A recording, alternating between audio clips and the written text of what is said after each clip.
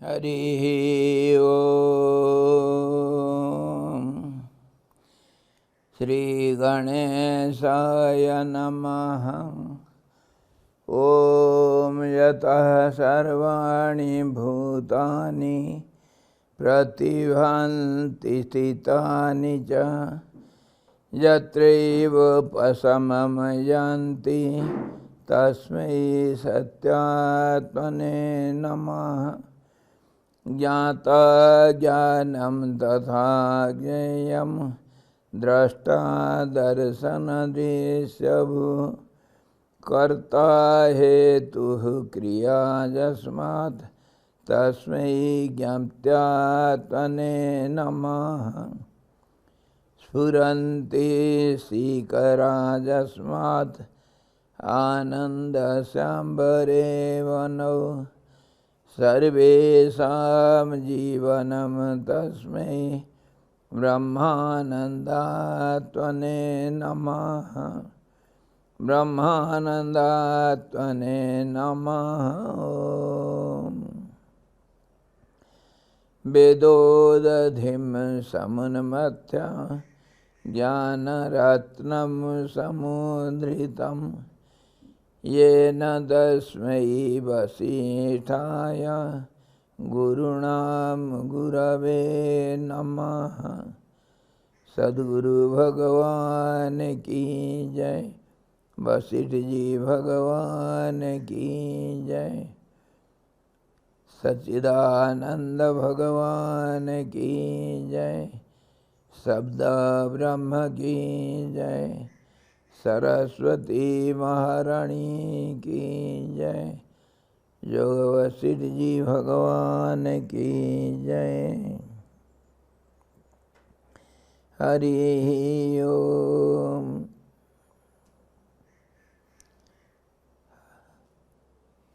हम योग वशिष्ठ का निर्वाण प्रकरण उत्तरार्ध 18वां अध्याय का विवेचन कर रहे हैं, जिसमें कल हम देख लिए थे कि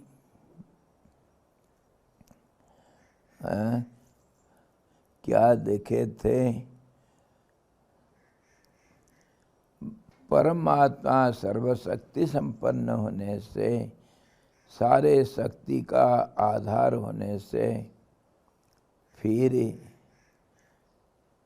गुण वस्तु क्रिया और जो कुछ ये सब दिखता है, अनंत रूप सब, नाम रूप सब दिखता है, नानाविध कार्यों का आरंभ किए हुए दिगंतों में संस्थित जनों से परिपूर्ण चंचल जलाशय के भीतर प्रतिबिंबित नगर के समान क्षणभंगुर, अतएव अपने अंतःकरण में स्थित संपूर्ण सामग्रियों से भरे देव गंधर्व आदि के नगरों के समान ये सारे संसार हैं। संसार को हम कैसे देखें? कल जल के अंदर प्रतिबिंब के माफी, जल के किनारे, जलाशय के किनारे जो वस्तु है उसका प्रतिबिंब जैसे जल में दिखता है, और परमात्मा सर्वशक्तिमान होने से, सर्वज्ञ और सर्वव्यापक होने से जो कुछ भी है वो सारे परमात्मा के अंदर ही दिखता है। अगर कोई चंचलता दिखता है, मतलब क्रिया और क्रिया का प्रतिक्रिया जब दिखता है कुछ, तो वह परमात्मा के शरीर के अंदर ही है। जैसे मैं अगर हाथ को या उंगलियों को संचालित करता हूँ, हाथ को इधर उधर हिलाता हूँ, तो वो शरीर के अंदर ही है। शरीर हिलता है करके हम मान सकते हैं, बिना कोई आपत्ति से शरीर ही हिलता है। तो इसी प्रकार जो कुछ भी क्रिया हो रहा है और कर्ता के रूप में कोई अगर कुछ कह रहा है कि मैं कर रहा हूँ, तो वो परमात्मा ही है। और कोई है ही नहीं, एक ही है। Whatever yesterday we saw, whatever we see as names and forms, or anything is being done, whatever actions and reactions we see, or doer and enjoyer we see, everything is within the absolute truth. So it is nothing other than the truth. For example, just as I move my hands or legs, we can easily understand and say without any complaint, without any doubts, we can say the body is moving. Hand is moving means body is moving. If the eyes are seeing something, then the body is seeing. And that's how we identify ourselves with the body. I means the body. I means my. Till we separate this I from my, it appears to be one. I is my is I. My body means I body. My eyes are seeing means I am seeing. This is what we say. Who is seeing? Oh, see, the body is sitting there, so beautiful. Who is seeing? I am seeing. Who are you? Are you the eyes? My eyes see, but we say my, but behave as I. Why? Because I is indifferent from, not separate from the body and all the limbs of the body. It has been one. So this is, otherwise we call it the tie of the knot of the two. Just as we make we make a knot of two ropes. Similarly, this is I and my is tied up. We don't differentiate I from my and my from I. This is why all this confusion. Our misunderstanding, confusion, or all these doubts are because of only this matter. This we say in different terms. Because of the tie of I and my, or we say the Chetan, the consciousness and inert body, they are tied up. That's why all these confusions. Or many means body, and one. Many in one in many. Body is I is body. I is one and body is many. The group leader says, I am the group. And group, every individuals of the group say, I am the group. Individual says, I am the totality. Totality says, I am the individuality. Both way we behave and think, and that's how all these confusions. This is called ignorance or misunderstanding, or we have doubts, we have no clarity. And this is how whatever we see in this world, whatever we do or enjoy, everything belongs to the absolute one, the whole totality. and that is not seen, not visible. Why? How? Just as I as a body, I am not visible.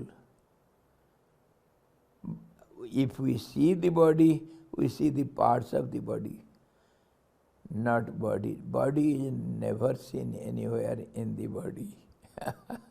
Body is an idea of, solid idea of the whole totality. That's how the confusion.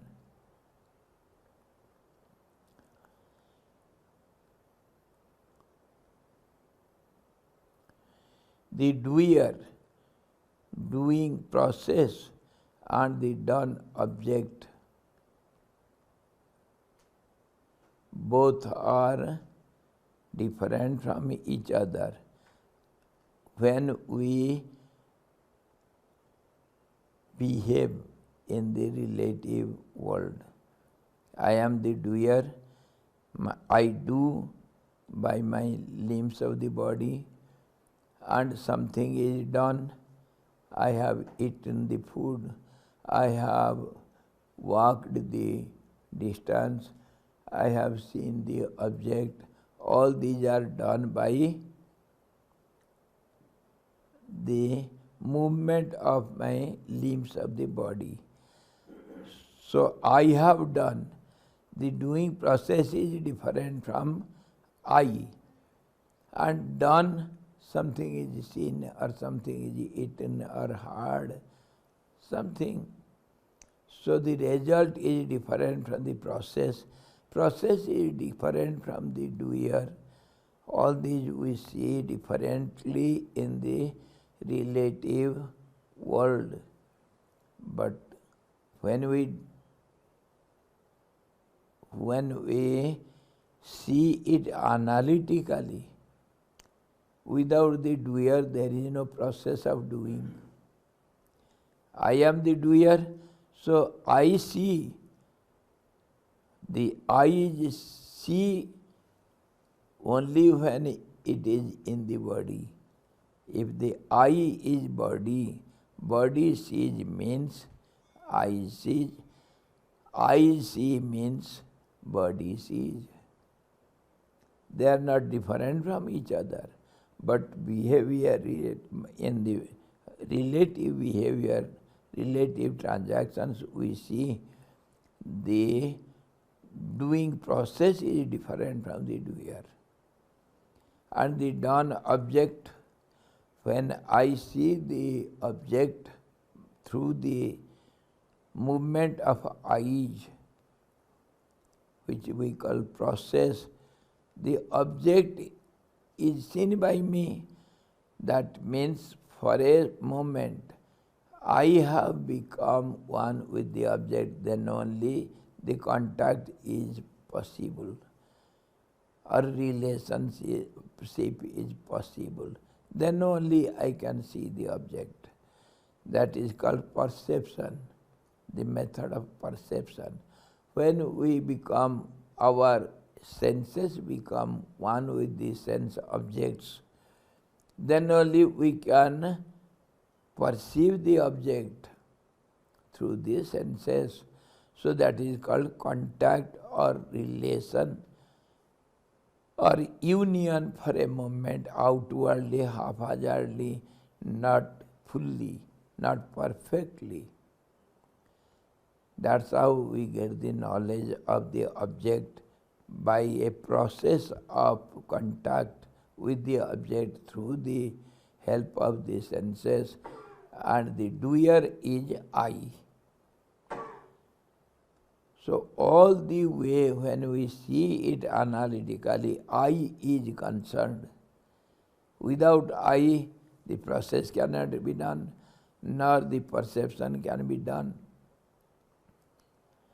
And I gets united with the object through the senses.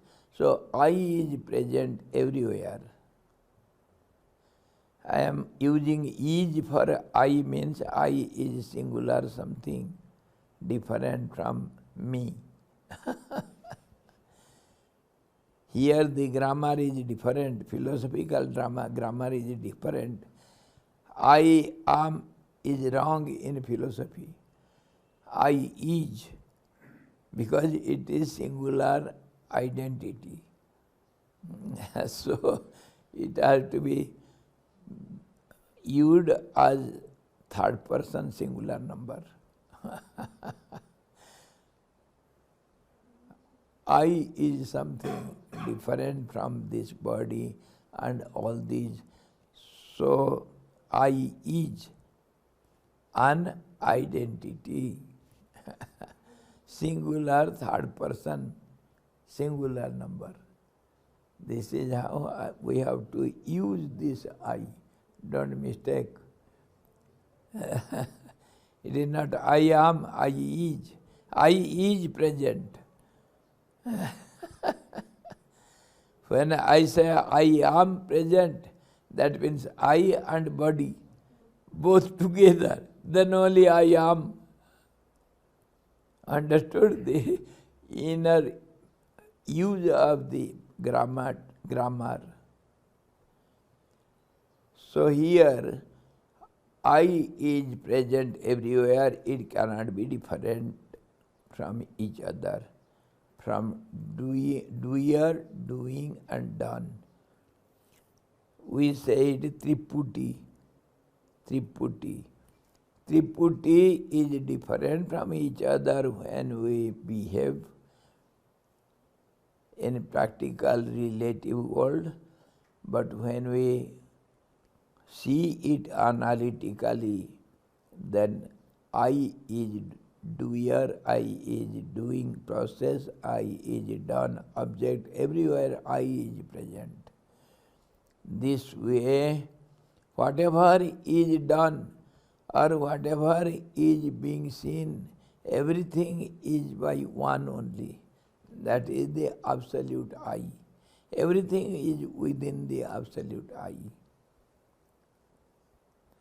Whatever reflections are seen in the water, it is water only. It is not different from water. And because of this differentiation, the reflections are different from the water, then we get confused.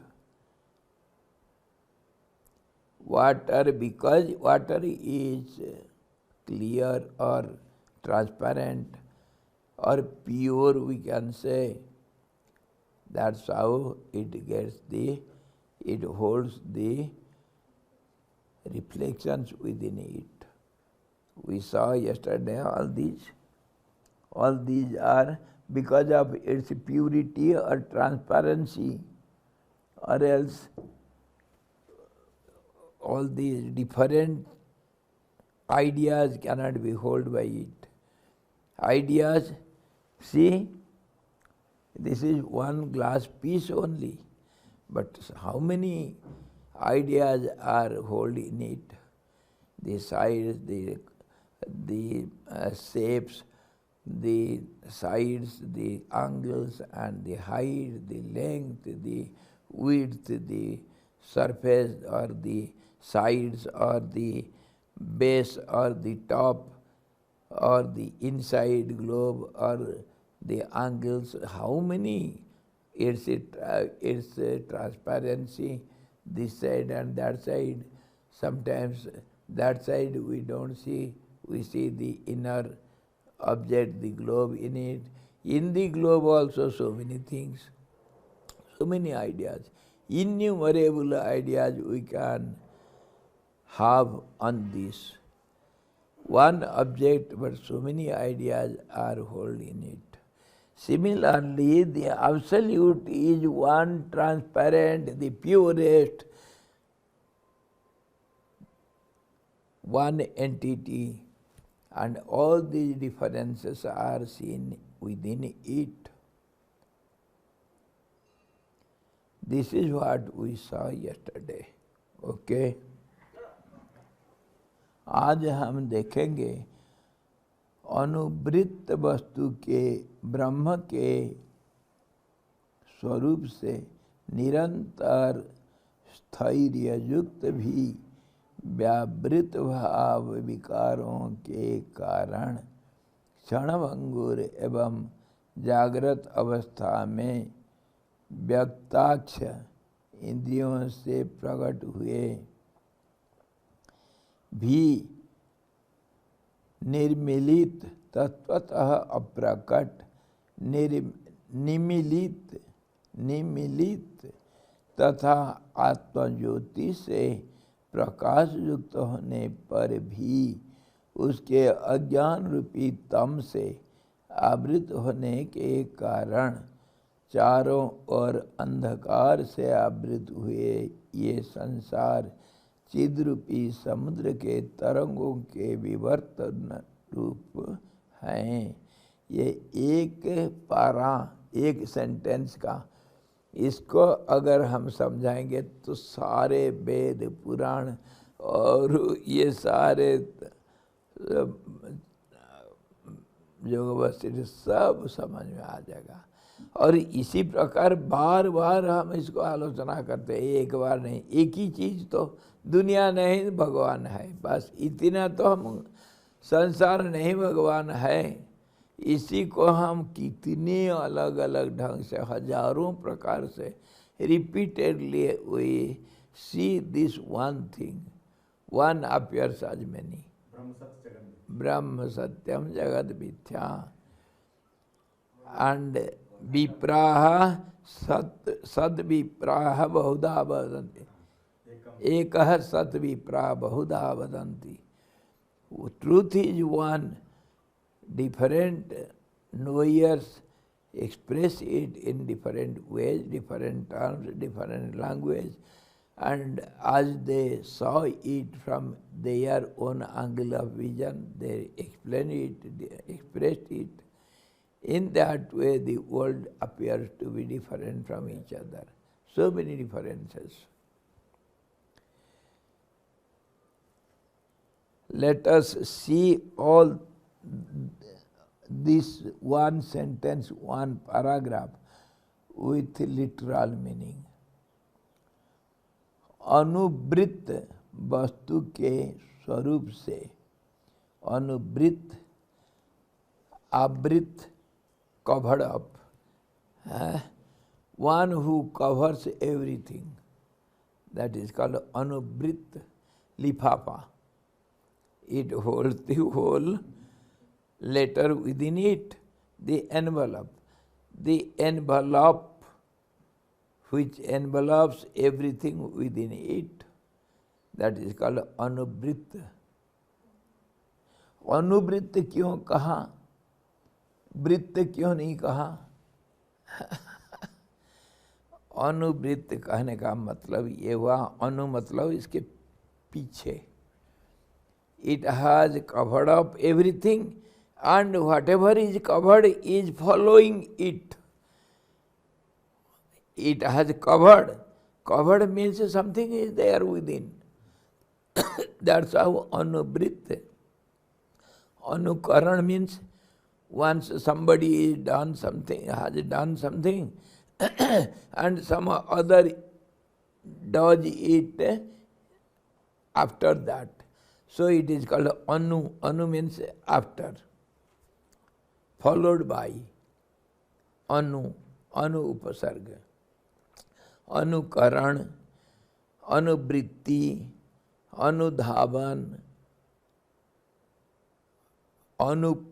उपस्थित, अनुशासन, अनुसंधान, मैंने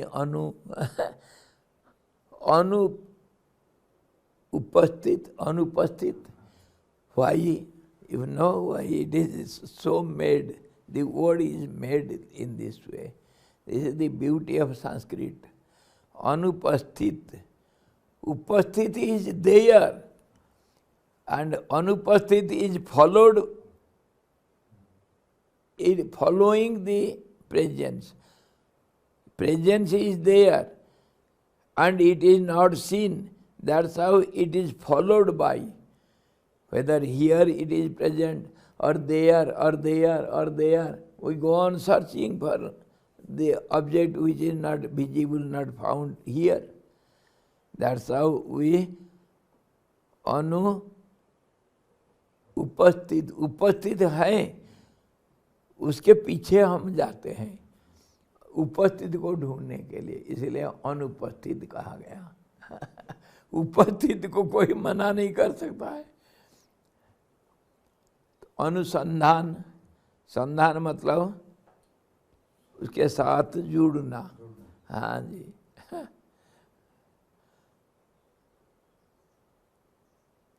तो अनुसंधान जो है उसी को ढूंढना। So in the philosophical view, there is no invention, only discoveries. Nothing is invented. Our so-called usual language, we say invented or invention. This is invented by that great scientist. If it was not there, how could you find out?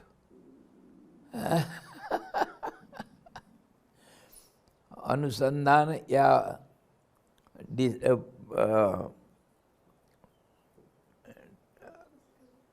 Invention, how?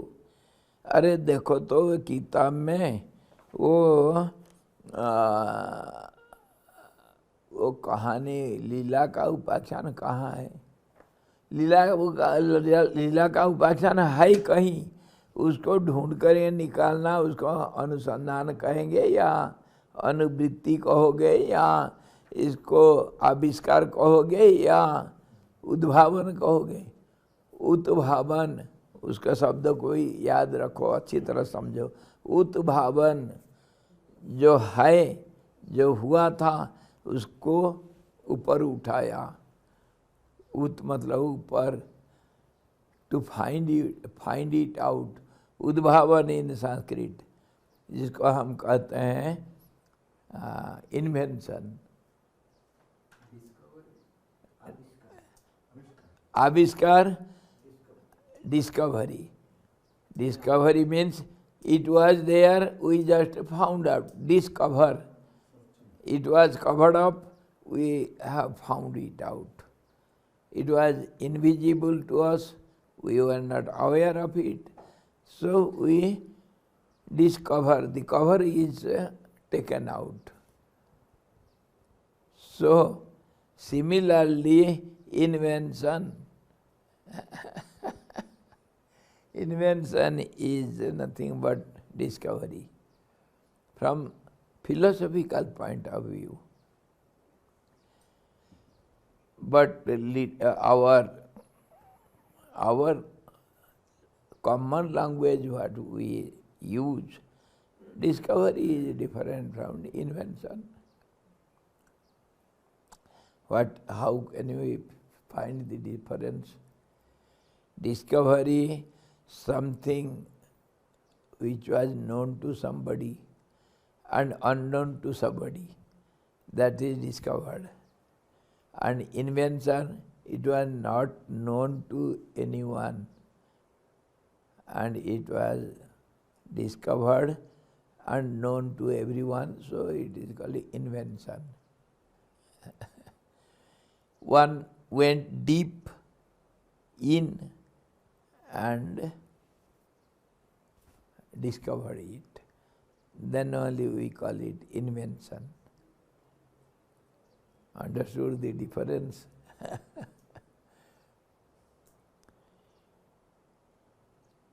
Vasco da Gama discovered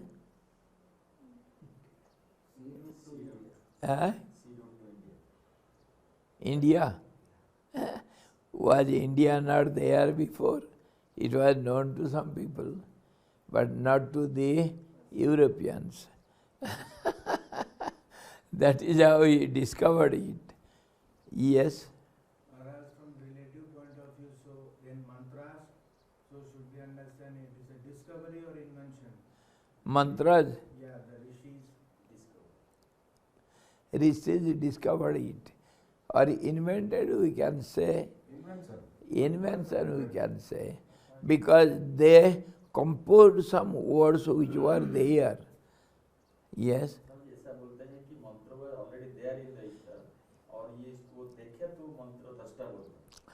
दृष्टा, discovered, मंत्र दृष्टा। Discoverer. कैसे मंत्र कैसा होता है?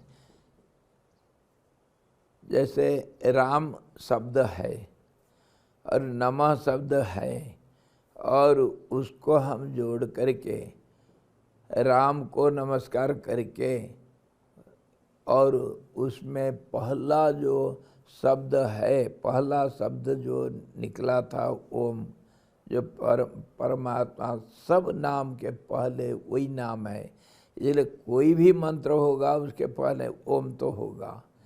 और उसके बाद फिर रामाय नमः, राम भी था, नमस्कार भी था, इन दोनों को जोड़ करके, ये तीनों शब्दों को जोड़ करके मंत्र बनाया। और उसका क्या परिणाम, जैसे ये हमारे इंजेक्शन वगैरह क्या अभी लगाते हैं, वैक्सीन को निकाले और उसको प्रयोग करके देखे इसका ये सही है या नहीं, 1000 आदमियों के लगा करके देखे क्या रिएक्शन हो रहा है, तब ये ठीक है करके वैक्सीन को दे दिए, गारंटी दे दिए।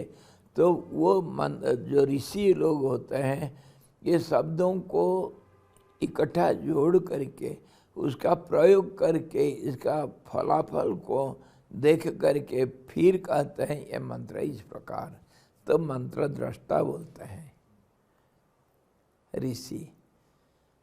और उसका देवता होता है, देवता कैसा होता है, इस शब्द से जो रूप बनता है उसको मंत्र देवता बोलते हैं।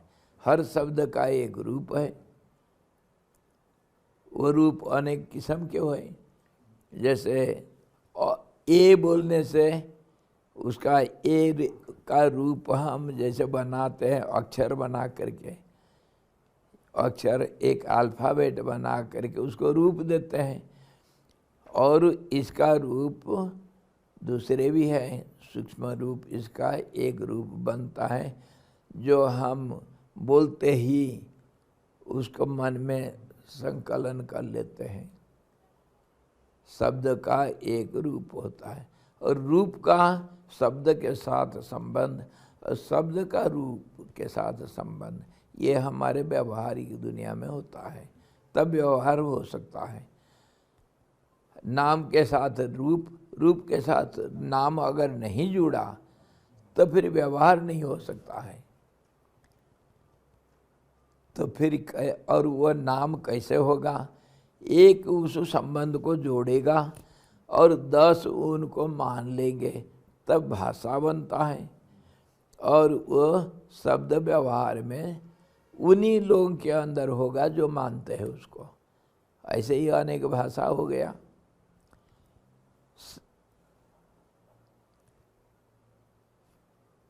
पहले बॉडी लैंग्वेज,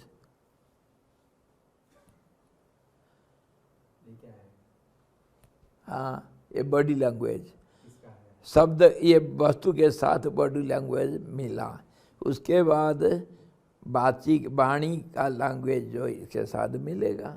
हाँ जी, ये क्या है, तो उत्तर क्या आएगा, कुछ न कुछ इसको बोलो, ये गधा है।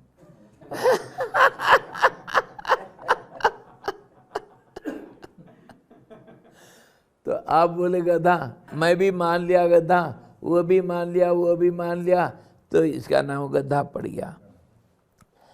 इसको हम लेखनी बोलेंगे, पेंसिल बोलेंगे, पेंसिल तो अंग्रेजी शब्द हो गया है, या खड़ी बोलेंगे, क्या बोलेंगे इसको, गधा बोलो। और 10 अगर मान लेंगे इसका नाम गधा हो जाएगा। वो अंग्रेजी में मैंगो कैसा बन गया, अंग्रेजी लोग पहले आए, वो फल को देख करके पूछे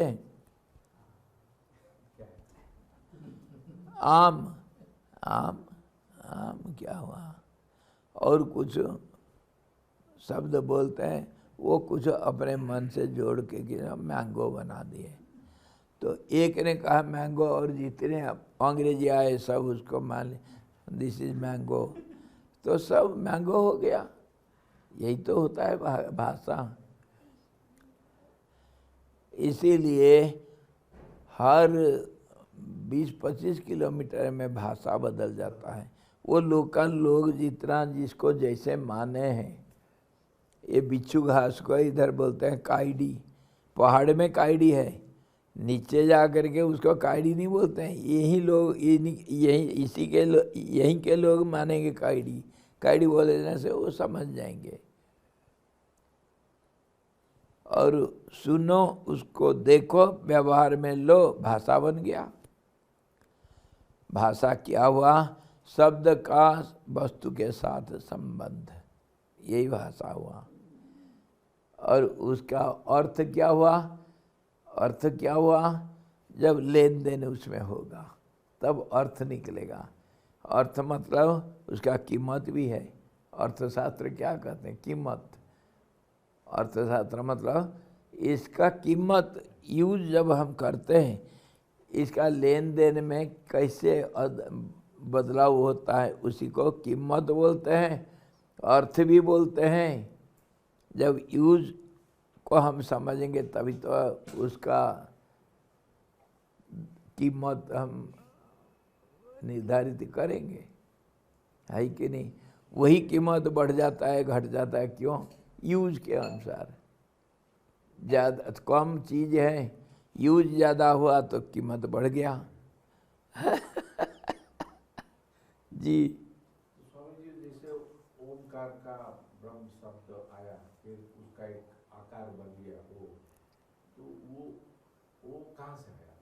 वो शब्द तो सुनाई दिया। हाँ, शब्द सुनाई दे। आकार कैसे, कहाँ से आया? कोई तो इन्वेंट किया होगा, डिस्कवर किया होगा। आकार भी लैंग्वेज के हिसाब से डिफर करता है। नहीं, एक पहला ओम में बोलता हूँ, इसमें ए बी सी नहीं बोल रहा। नहीं, ओम, ओम का भी रूप जो है ना, अलग अलग है, अलग अलग है।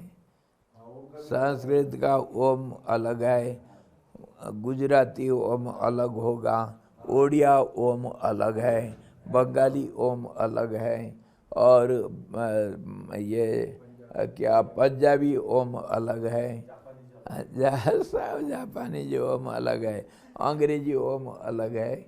सबका रूप अलग अलग। जैसे रूप देगा पहला कोई और उसको दूसरे मान लिया, लेकिन इसका यूनिवर्सल एक फॉर्म होता है, वो अति सूक्ष्म मंत्र दृष्टा लोग उसको देखते हैं। जैसे मुझे रुपए को पहले ये नहीं था, हैं? नहीं था, रुपए लिखते ना, रुपए।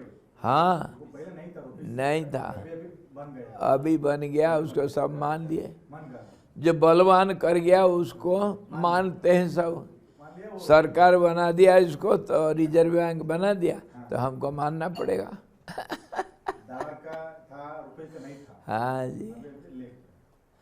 ऐसा जैसे डॉलर का है, हाँ, यूरो का है, तो ऐसे ही रुपया का भी बना दिया। वो जो सवाल पूछ रहा है, मेरा भावना है कि वो आदि शब्द के बारे में बोल रहा है जिसका रूप नहीं है। हाँ, जिसका रूप नहीं उसको रूप दिया गया। हाँ, और रूप देंगे कैसे? जैसे तुम सोचोगे उसका तुम्हारे भावना के अनुसार रूप बनेगा। शब्द का रूप तुम्हारे भावना के अनुसार। और बहुत ज़्यादा ऋषि मुनि लोग जिसको उच्चारण करके उसको एक रूप दिए, जैसे बकरी बन गया था कुत्ता, ऐसे ही वो शब्द को तुम जो रूप दोगे, ज़्यादा लोग जिसको मानेंगे उसको यूनिवर्सली ले लेते हैं, लेकिन उसका कोई रूप नहीं है। सुनो कैसे रूप बनेगा, रूप कैसे बनेगा?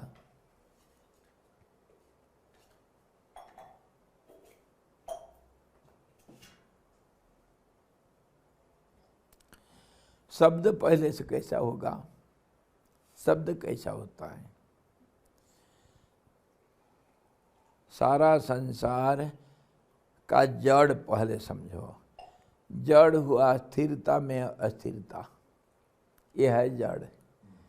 समता में विषमता से संसार बना, सारा सृष्टि।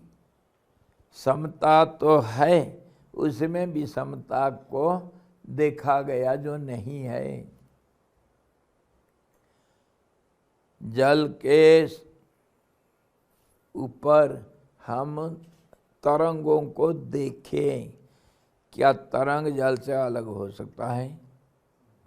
अलग रूप से हम देखें। तो ऐसे ही शब्द का भी उत्पत्ति हुआ, और संसार का शब्द पहला कारण है, इसीलिए कहा गया। और ये उत्पत्ति कैसा होता है? जल में तरंग कैसे पैदा होता है? अस्थिरता। अस्थिरता के लिए कोई कारण होना चाहिए, बिना कारण से अस्थिरता नहीं हो सकता है। तब से शुरू से हमारे कार्य कारण शुरू हुआ। स्थिरता में अस्थिरता, imbalance, imbalanced state is due to some cause. Without cause we cannot have imbalanced state. So from there, from beginning itself, the cause and effect theory is applied and applicable by the nature. This is called nature. Changing phenomena is known as nature. Whatever changes, it is under the nature. And what is called nature? Nature is the quality of the object. Quality of the object. The nature of this pure transparent glass is to hold every forms around it in the form of, say, reflections or forms. Any form as you think, so it appears in it. So, cause and effect, change, all these are laws of, and change means action and reaction, and so the cause and effect, and change means growth, advancement. Growth means decay also. How in one direction we grow, the other direction we decay, we go away from the from the starting point. So growth means decay. Understood? हमने एक बार बोले थे स्वामी जी कि जैसे हमारा सारे गाँव पाता हाँ जी, उसमें से जैसे हम गा को लेते हैं हाँ। और विष्णु सहस्रनाम पढ़ते हैं, तो विष्णु सहस्रनाम में तो कई कई रेंजेस होता है, हाँ, लेकिन हाँ। गा में ही हो गाते हैं तो असमता में समता बनाते हैं उसको, इसलिए हाँ, समता बोलते और हैं। उसको असमता करके फिर बीच में आ जाएंगे। जो हम आलाप करते हैं ना, आलाप। वो सा पा सा, सापा। हाँ जी, सा में शुरू करेंगे, पा बीच का, और सा आखिर। तो फिर ऐसे उसी के अंदर ऊपर नीचे होगा वेव्स। हाँ जी, उसको आलाप कहते हैं। ऊपर नीचे जो करोगे शब्दों का जो स्पंदन होता है, स्पंदन सब इसी के बीच में होगा, तभी उसको राग कहेंगे और छंद कहेंगे। हाँ जी, तो उसको यहाँ पर लाओ। हमारे प्रथम शब्द जो हुआ, प्रथम शब्द जो हुआ, विषमता को हम शब्द कहेंगे। शब्द वो क्यों, कैसे? विषमता जहाँ हुआ उसमें क्या क्या सब होगा। एक, जब स्थिरता में अस्थिरता पैदा हुआ तो क्या क्या चीज होगा उससे। एक तो चलन होगा, स्थिर नहीं रहेगा मतलब चलनशीलता आएगा। चेंज होगा, साथी सब कुछ एक ही साथ होगा और उसका विकिरण होगा। इसको तो सब माया का क्या है, मौल विक्षेप आवरण। विक्षेप मतलब चारों तरफ फैल जाना। इट इज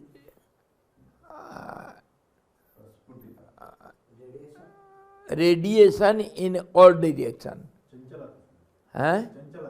चंचलता इसी को कहते हैं। एक डायरेक्शन नहीं, हम देखेंगे एक दो डायरेक्शन को हम देख सकते हैं, आगे दिखेंगे तो पीछे नहीं देखते हैं। और उसका ग्रोथ हम एक तरफ देखते हैं, हमारा सीमित कारण, सीमित दृष्टि शक्ति के कारण, परंतु वो ग्रोथ तो ऑलराउंड ग्रोथ होता है, ऑलराउंड ग्रोथ होता है। सेंटर से अगर विकिरण होगा अखंड मंडलाकारम, हाँ जी, in all direction 360 to the power 360 to the power infinity. In those directions it projects out. That is called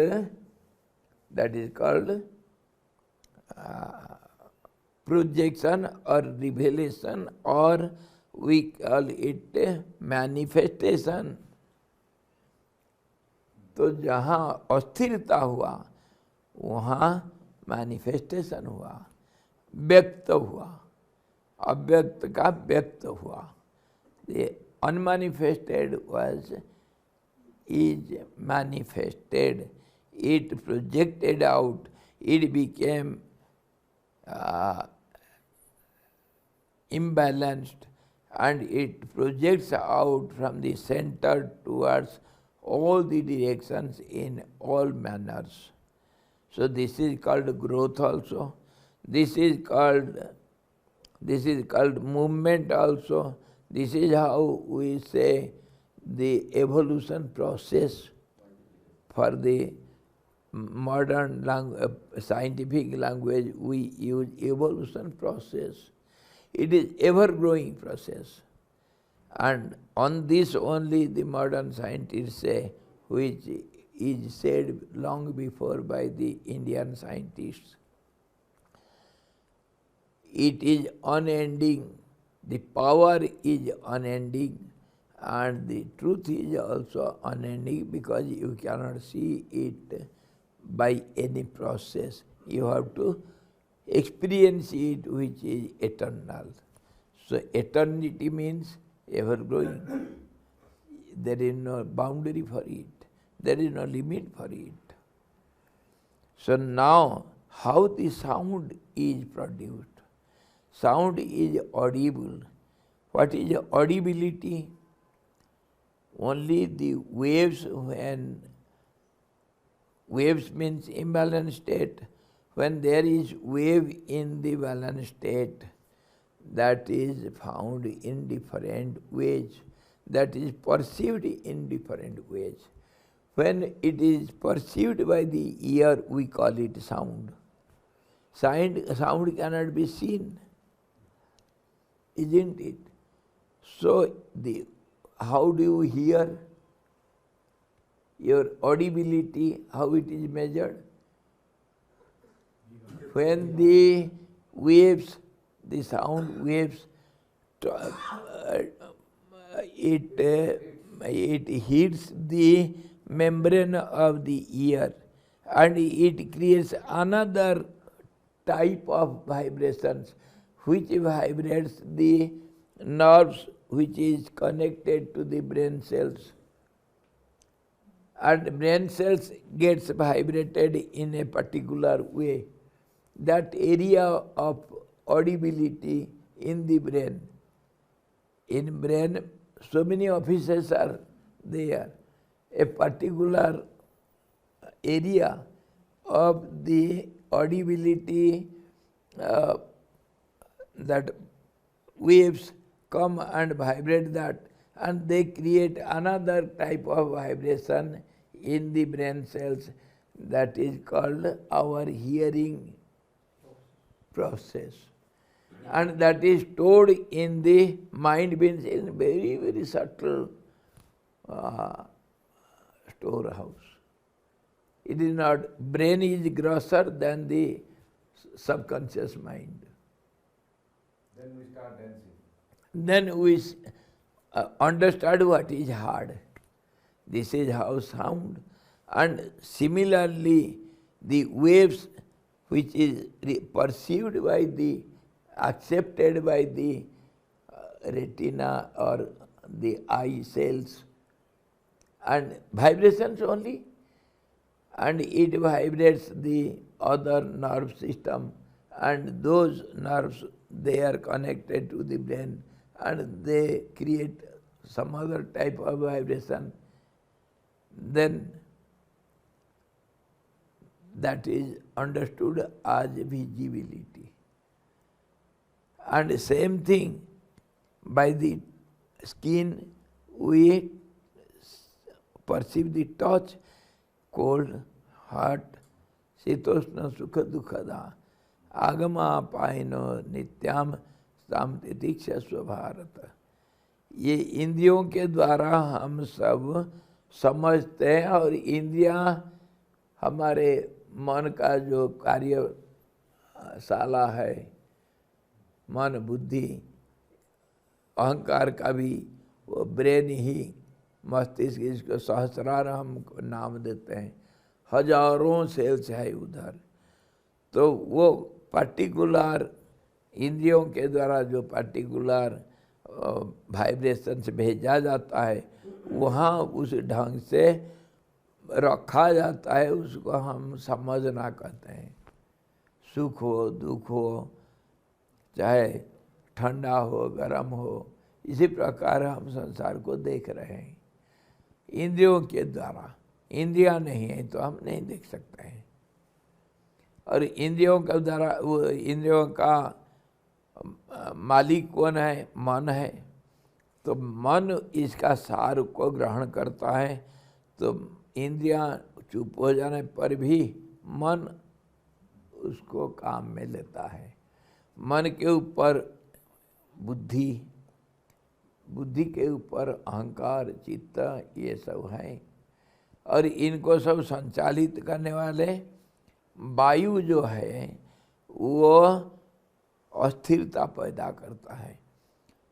आकाश में, आकाश जो स्थिर है, एक स्थूल रूप से स्थिर है, स्थिरता का नाम हम ईथर या स्पेस कहते हैं।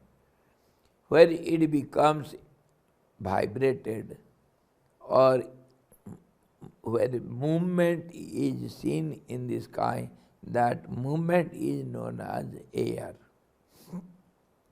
कोई पैदा नहीं होता है, कुछ नहीं होता है। हम भाषा में बोलने के लिए कहेंगे आकाशाद वायु, आकाश से वायु पैदा हुआ, कारण है आकाश वायु का, कार्य है वायु, लेकिन कुछ पैदा नहीं हुआ, आकाश के अंदर ही हुआ। जैसे आकाश के अंदर ही वायु रहेगा, वायु बाहर कहीं नहीं जा सकता है, आकाश के अंदर ही रहेगा। ऐसे ही ये वायु, अग्नि, जल, धरती, जो कुछ है आकाश के अंदर ही है। तो ऐसे ही ये सारा चीज़ परमात्मा के अंदर ही है। इसको कहते हैं हिरण्यगर्भ, जिसमें सब कुछ समा गया है। आकाश से भी और सूक्ष्म है वो। तो परमात्मा इसी प्रकार सब चीज को धारण करता है। वो स्थिरता जहाँ अस्थिरता का नाम नहीं है, अस्थिरता को द्वितीय हम मानते हैं, अद्वितीय इसी ढंग से मानेंगे। और ये वायु नहीं होने से अस्थिरता हम नहीं देख सकते हैं इंद्रियों के द्वारा। इसलिए वायु ही पहला कारण है, और उसको हम ऊर्जा भी मानते हैं, शक्ति भी मानते हैं, और उसी को प्रकृति भी मान लिया गया, मूल प्रकृति। वो जिस ढंग से अस्थिरता पैदा करता है, उसको हम दूसरे दृष्टिकोण से सत्व, रजस, तमस कहते हैं। दूसरे दृष्टिकोण से चीज़ एक ही है, वाइब्रेशन से आए और कुछ नहीं, सिर्फ अस्थिरता का नाम संसार है। इसको अगर हम बेसिकली मान लेंगे तब सब समझ में आ जाता है। तो आकाश में जब वायु पैदा हुआ तो शब्द का एक दूसरे से टकराने से शब्द होता है, अस्थिरता हुआ तो शब्द होगा। इसमें शब्द अभी नहीं है, अब शब्द हुआ। When one is clashed against, it is acted against something. If two things they clash against each other, then only sound comes from friction. Friction नहीं होगा तो शब्द नहीं हो सकता, और उसका कारण है वायु। जल में तरंगे क्यों होते हैं? कोई ज़रूरत नहीं कि पत्थर फेंकना तभी तरंगे होंगे, अपने आप हो जाते हैं, क्योंकि वायु सर्वत्र का है, सर्वत्र है।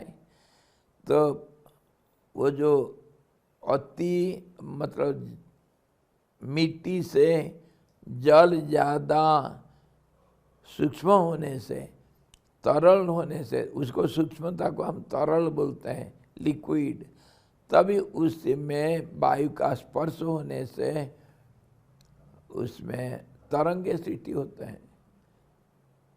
और वो तरंगे जिसको बहुत बारीक को हम उर्मी कहते हैं, उर्मी, बहुत बारीक बाल से भी और सूक्ष्म तरंगे सृष्टि होता है। स्पर्श से तरंग होगा और शब्द भी होता है, तभी तो जल का कल कल आवाज होता है। जब एक दूसरे से टकराता है तब शब्द होता है। तो ये शब्द ही शुरुआत हुआ करके इसीलिए माना गया, और ये जब अस्थिरता हुआ ये शब्द होगा। और शब्द भी और कुछ नहीं, शब्द भी एक किस्म का वाइब्रेशन है। इसको अगर समझ जाएंगे तो शब्द को हम अलग करके कोई मंत्र, और मंत्र में रूप, और रूप क्या है? वही एक वाइब्रेटरी प्रोसेस को हम रूप कहते हैं। कुछ ज़्यादा वाइब्रेशन इकट्ठा, स्पंदन जो वेव्स जो क्रिएट हुआ, वो कुछ ज़्यादा वेव्स इकट्ठा हो गया तो ये एक स्थूल आकार लेता है, उसी को हम फॉर्म कहते हैं। सृष्टि में शब्दों से ऐसे ही रूप सब बना। ये बिग बैंग थ्योरी का बाप है। शब्द से कैसे रूप बनता है? एक वेव दूसरे वेव के साथ मिलकर के अगर तीसरा नहीं निकला, मिल गए, तब फिर वो सॉलिडिटी होता है, उसका स्थूलता आता है, और उसको हम रूप बोलते हैं। तो शब्द से रूप भी बनता है। और ये जो मंत्र दृष्टा ऋषि लोग ये सूक्ष्म रूप को कैसे बनता है वो देख करके उसको बनाते हैं। कौन सा शब्द को किस ढंग से वाइब्रेट करने से कैसा रूप बनेगा। जैसे मूर्तिकार एक मिट्टी से अलग अलग रूप को बना लेता है। गणेश भी बना दिया तो सरस्वती भी तो बना देता है, दुर्गा भी तो बना देता है। वही तो मिट्टी है, वही रंग है कि नहीं?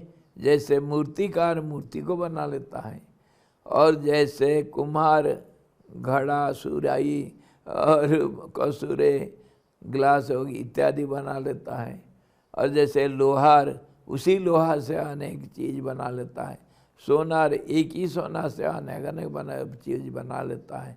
तो ऐसे ही मंत्र दृष्टा ऋषि लोग शब्दों को जोड़ करके अलग अलग रूप बना देते हैं, और जो जिस रूप को बना उसका मंत्र दृष्टा ऋषि बन गया। आई समझ में? और उसको बार बार हम उच्चारण करने से रूप हमको दिखेगा। ये है मंत्र देवता। मंत्र देवता तुम्हारे ऊपर है, तुम ही बना सकते हो, तुम ही सृष्टि करता हो।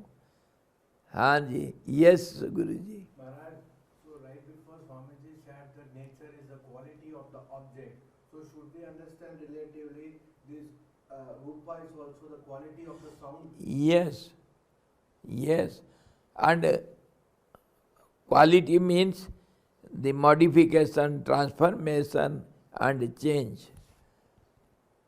इसको क्वालिटी समझो। स्थिरता में कोई क्वालिटी नहीं होगा, इसलिए क्वालिटी लेस।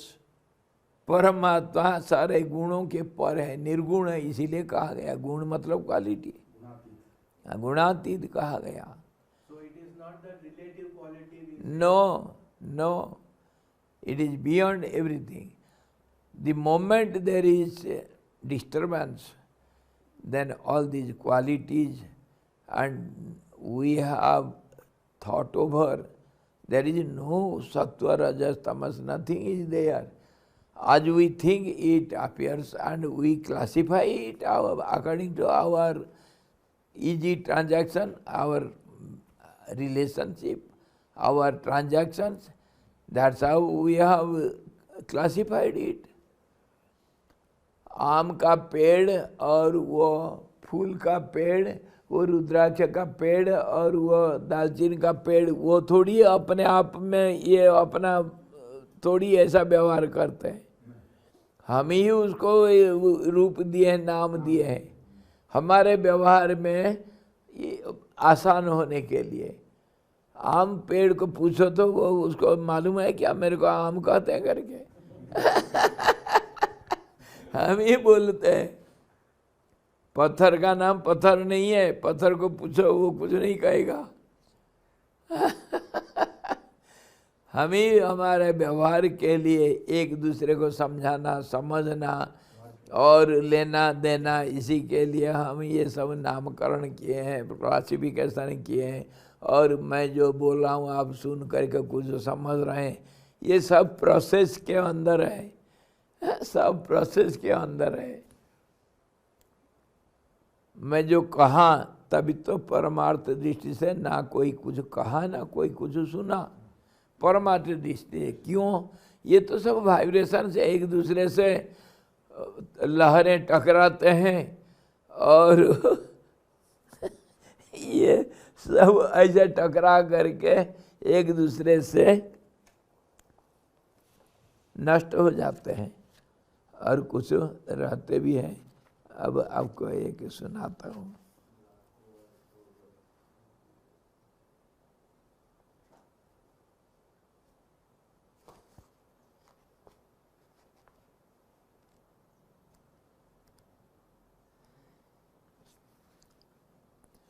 लहरों से लहरें टकराते हैं क्यों?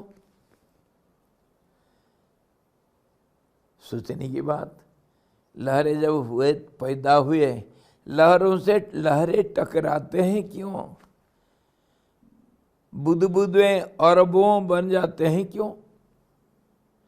टकराने से उसका एक रिजल्ट होगा, कुछ उसका तो प्रतिक्रिया होगा, क्रिया का प्रतिक्रिया होगा। Action will have reaction. So if the waves are created, why do they clash against each other? And how innumerable waves they go on clashing against each other? Why? And when they clash against each other, why the bubbles are created? How and why? Because of air. Because of air. क्या web के अंदर web air नहीं? Air तो सर्वव्यापक है। Air तो सर्वव्यापक, वो पानी के अंदर घुस क्यों जाएगा?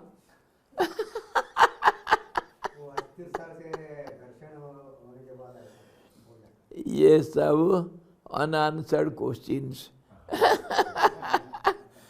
लहरों से लहरें टकराते हैं क्यों?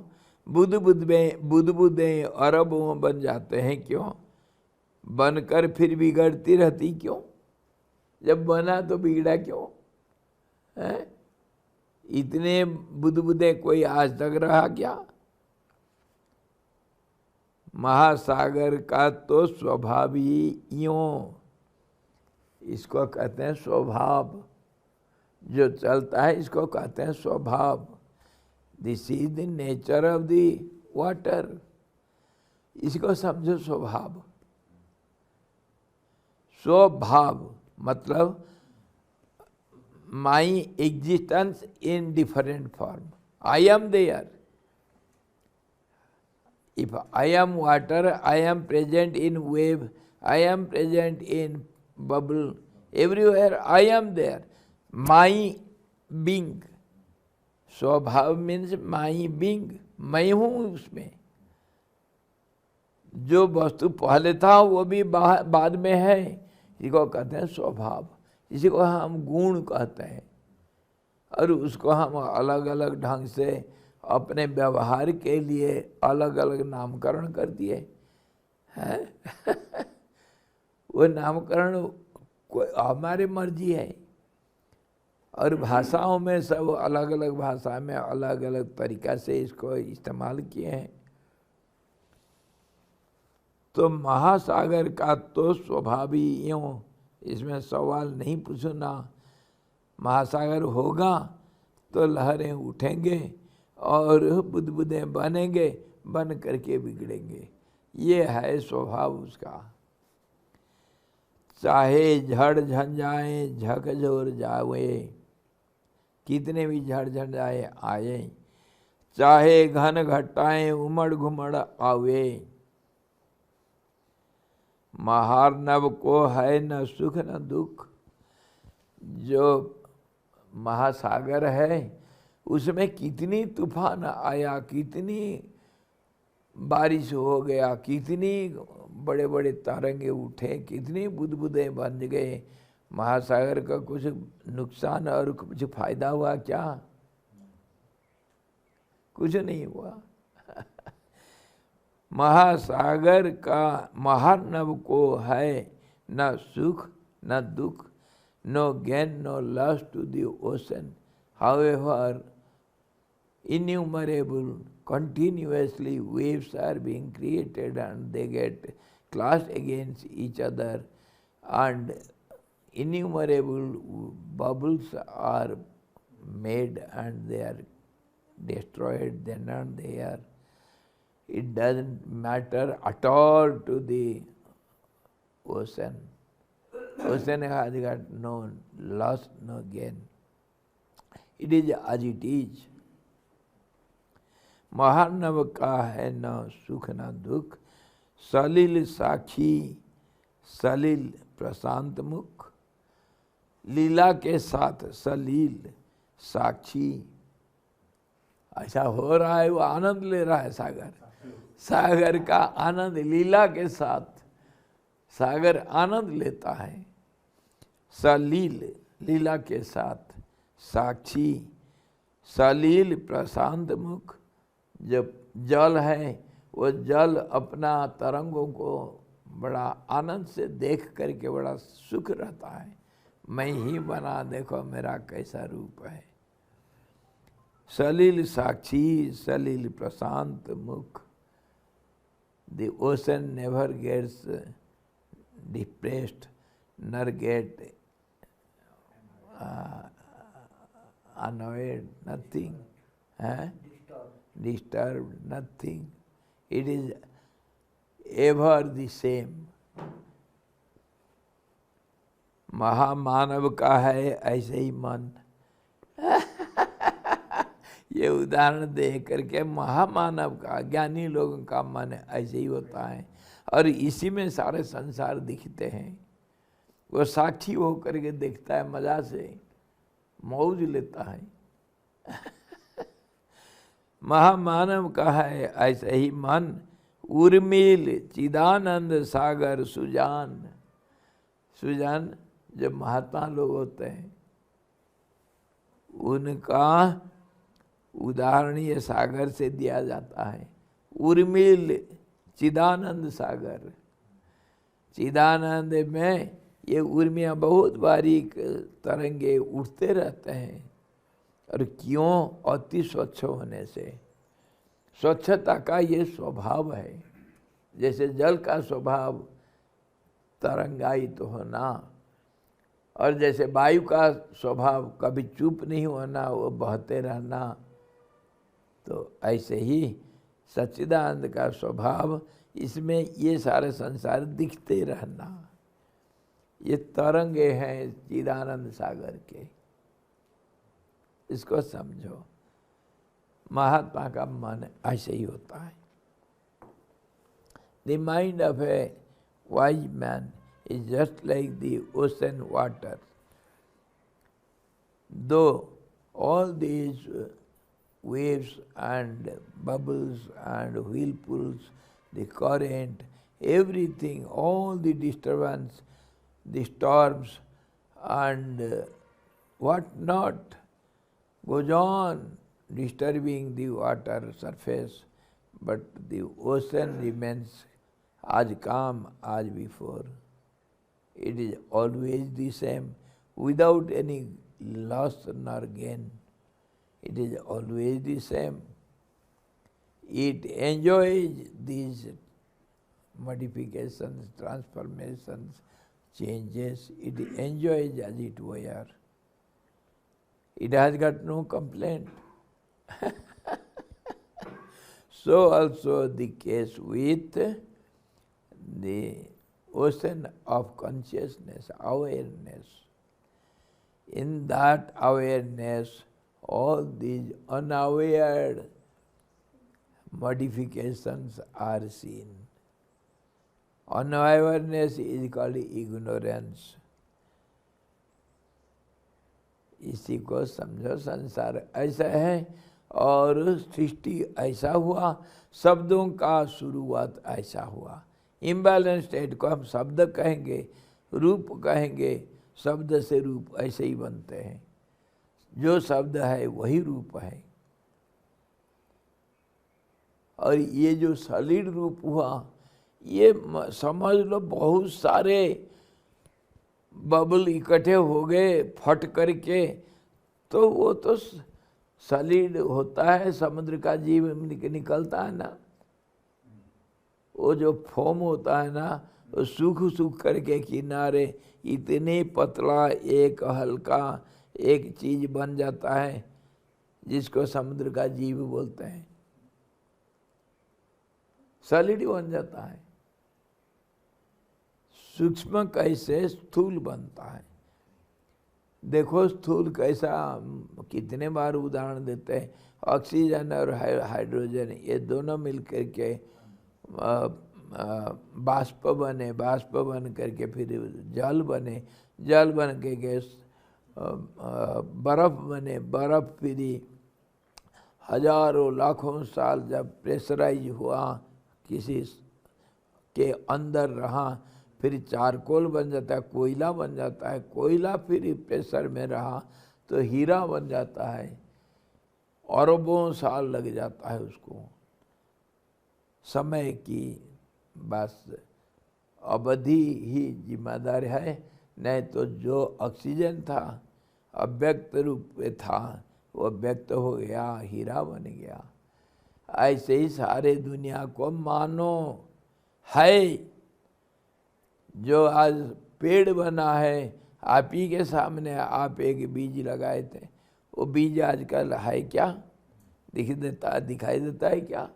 वही बीज तो ये आज आम का पेड़ बन गया। समय के चाल। इसीलिए कोई भी वस्तु देश काल और परिस्थितियों से अलग नहीं हो सकता है। इसीलिए समय बड़ा बलवान। और समय किसको हम कहते हैं? समय करके कोई चीज़ नहीं। ये जो बदलाव है, वो बदलाव के अंदर अंतर को हम समय कहते हैं। बस वो अंतर अलग अलग है, इसलिए समय अलग अलग है। और ये सब को बस में रखा है इसीलिए कि बदलाव है, बदलाव के अंदर सारा दुनिया है, इसलिए समय सबके चोटी पकड़ रखा है। बदलाव का नाम समय है। समझे? समय को बिना गिनती किए, बिना कंपैरिजन किए, we cannot understand what is time. There is no time. There is no space. There is no causation, no nothing is there. But we see everything because of changes, because of nature. This is called nature. Nature of whom? Whose nature? Nature of imbalance, a balanced state. balance has become imbalanced. That is the nature of balanced state, because balanced state is so pure, so transparent, so all-pervading, so existing, eternal. That's how all these changes are seen by itself. None else is there to see it. If you are visualizing the difference of names and forms, it is only the Absolute who is seeing all these within himself. Just as you scratch your skin and enjoy your scratching. खुजली ये परमात्मा का खुजली को हम संसार कहते हैं। ये है हमारा परिभाषा। ये हम परिभाषा दिए हैं संसार का नाम परमात्मा का खुजली। आनंद लिया, देखो खुजली करो ना, बिना कारण से खुजली करो में आनंद आता है। घर्षण से आनंद आता है कि नहीं? इसी का नाम संसार।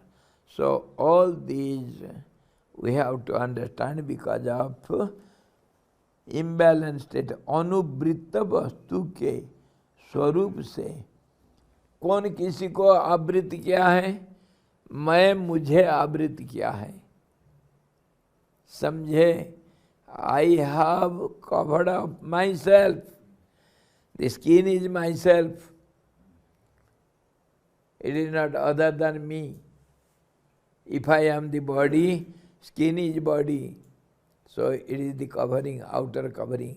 The flesh within the skin is also body. And the bone inside the flesh, that is also called body. So one is covered by the other. That's how we have 5 seeds, different layers. In this way, if you can understand perfectly, then this gross world is there, and subtler, still more subtle, most worlds, layers of existence is there, has to be there. You cannot deny it.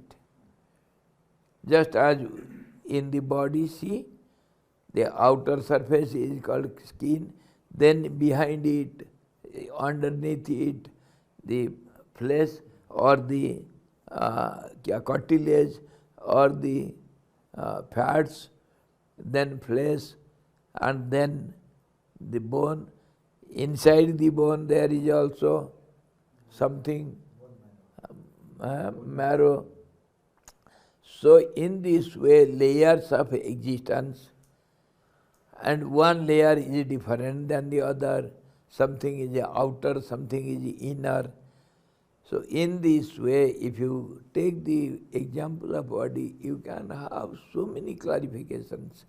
All the examples are there in the body. See the different layers in the body. So also, Jat Pindande Tad Brahmande. Whatever is there in the body, that is there outside the universe. The whole universe is there in the model form, in the mini form, that is called body. So, just like the body layers, we have layered it in five seeds. Similarly, 7 lokas, upper lokas, below, down lokas. Why this much? Once Ramji asked Vasithji, Guruji, we have heard the egg burst and then the world came out, the Brahma, the creator came out of the Brahma, the egg of the universe. And we have heard the upper layer of the egg cell and the lower part. So upper layer is called 7 worlds, and lower also there are 7 worlds. In between we are. Okay. Then what is beyond the egg? This was the question from Rama to Vasishtha ji. Vasishtha जी कहे ये जो layer सब कह रहे हैं ना वो स्थूल लेयर नहीं है. 7 लोग जो है, the gross, then subtle, then subtler, then subtler than the subtler, then subtlemost. In this way, all these different layers of existence which we call 7 lokas, means existences, 7 worlds. And similarly down, below us. Then what is below those 7 and above those 7? Rama asked Vasishtha ji. Then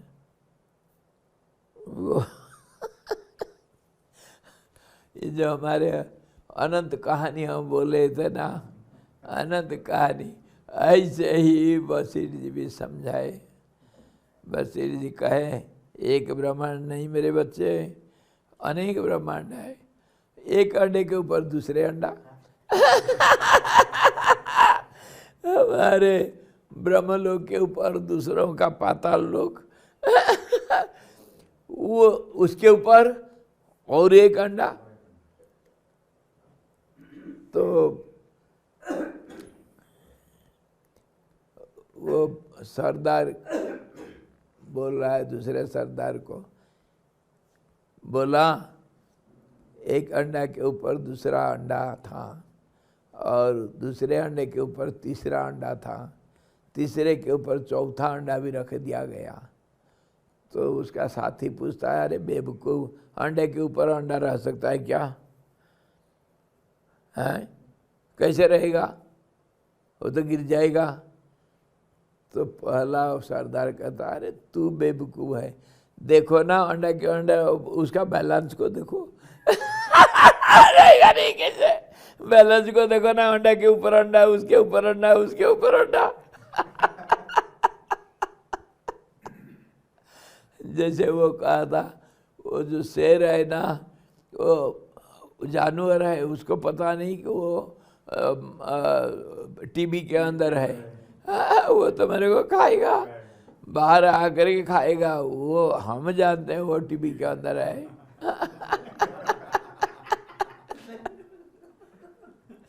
ji ji.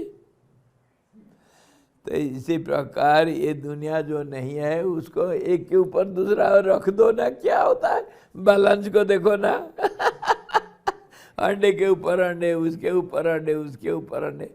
The egg on the egg, another on that, another on that. There is no end to it.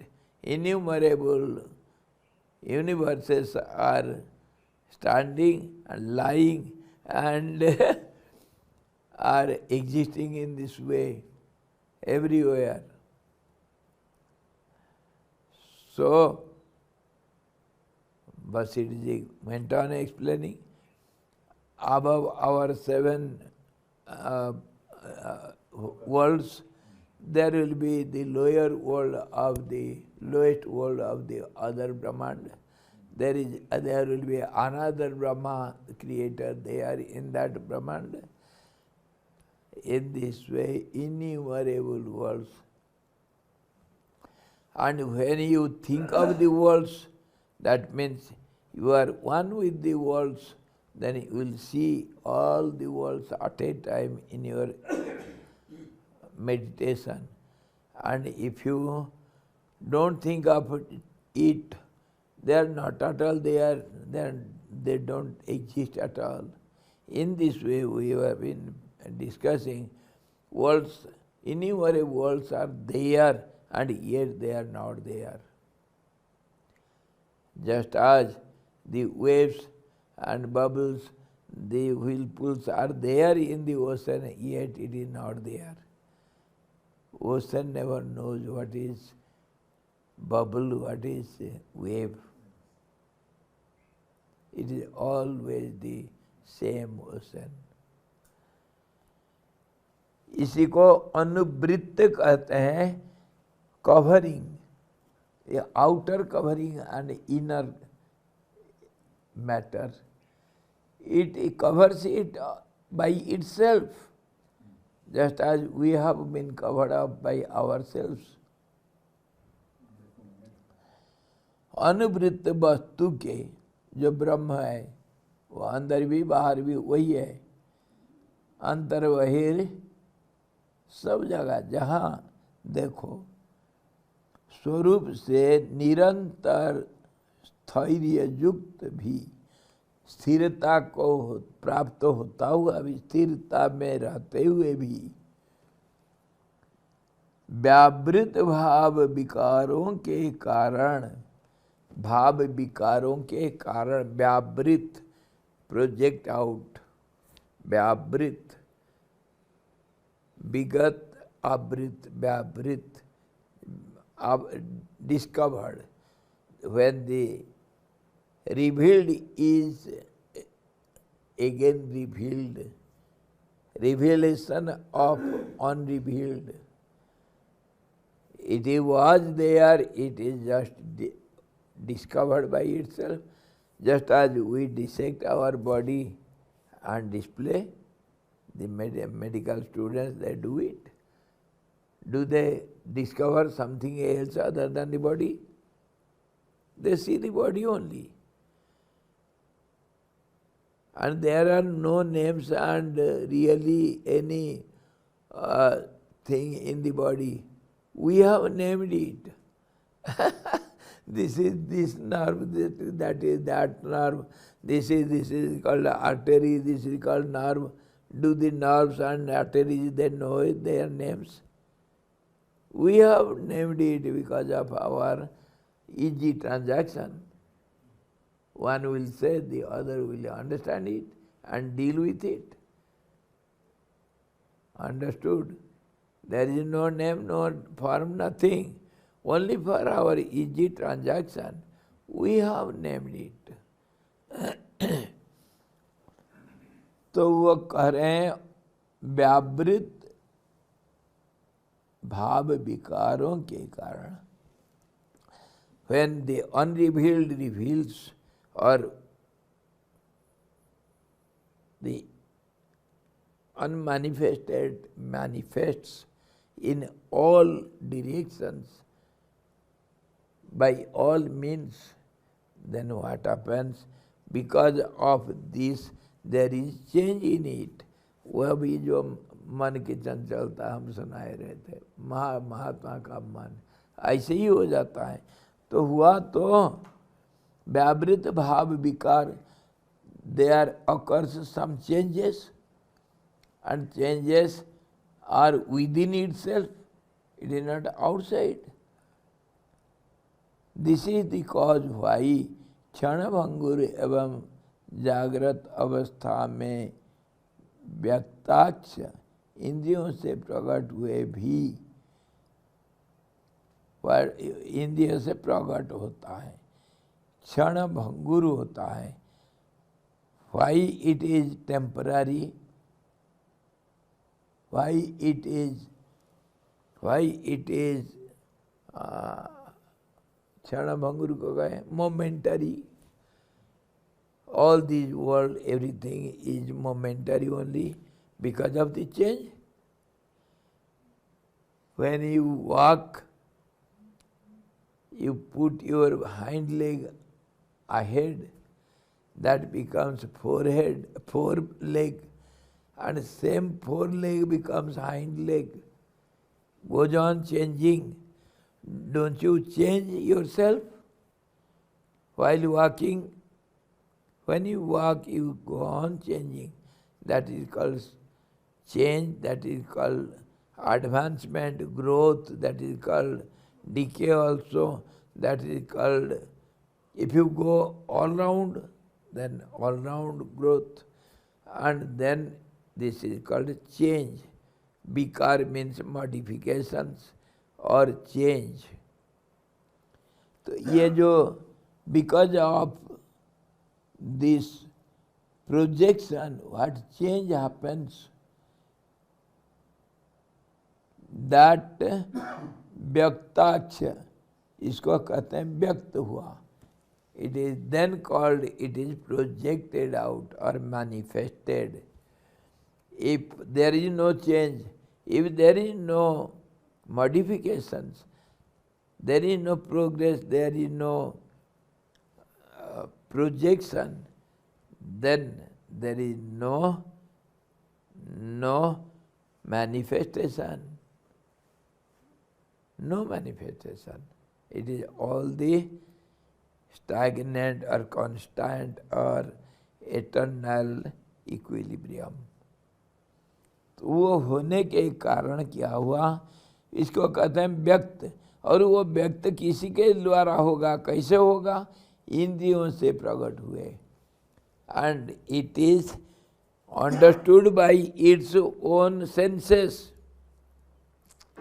इसको और गहरी भाव से अगर हम समझेंगे, पहले सृष्टि में क्या हुआ,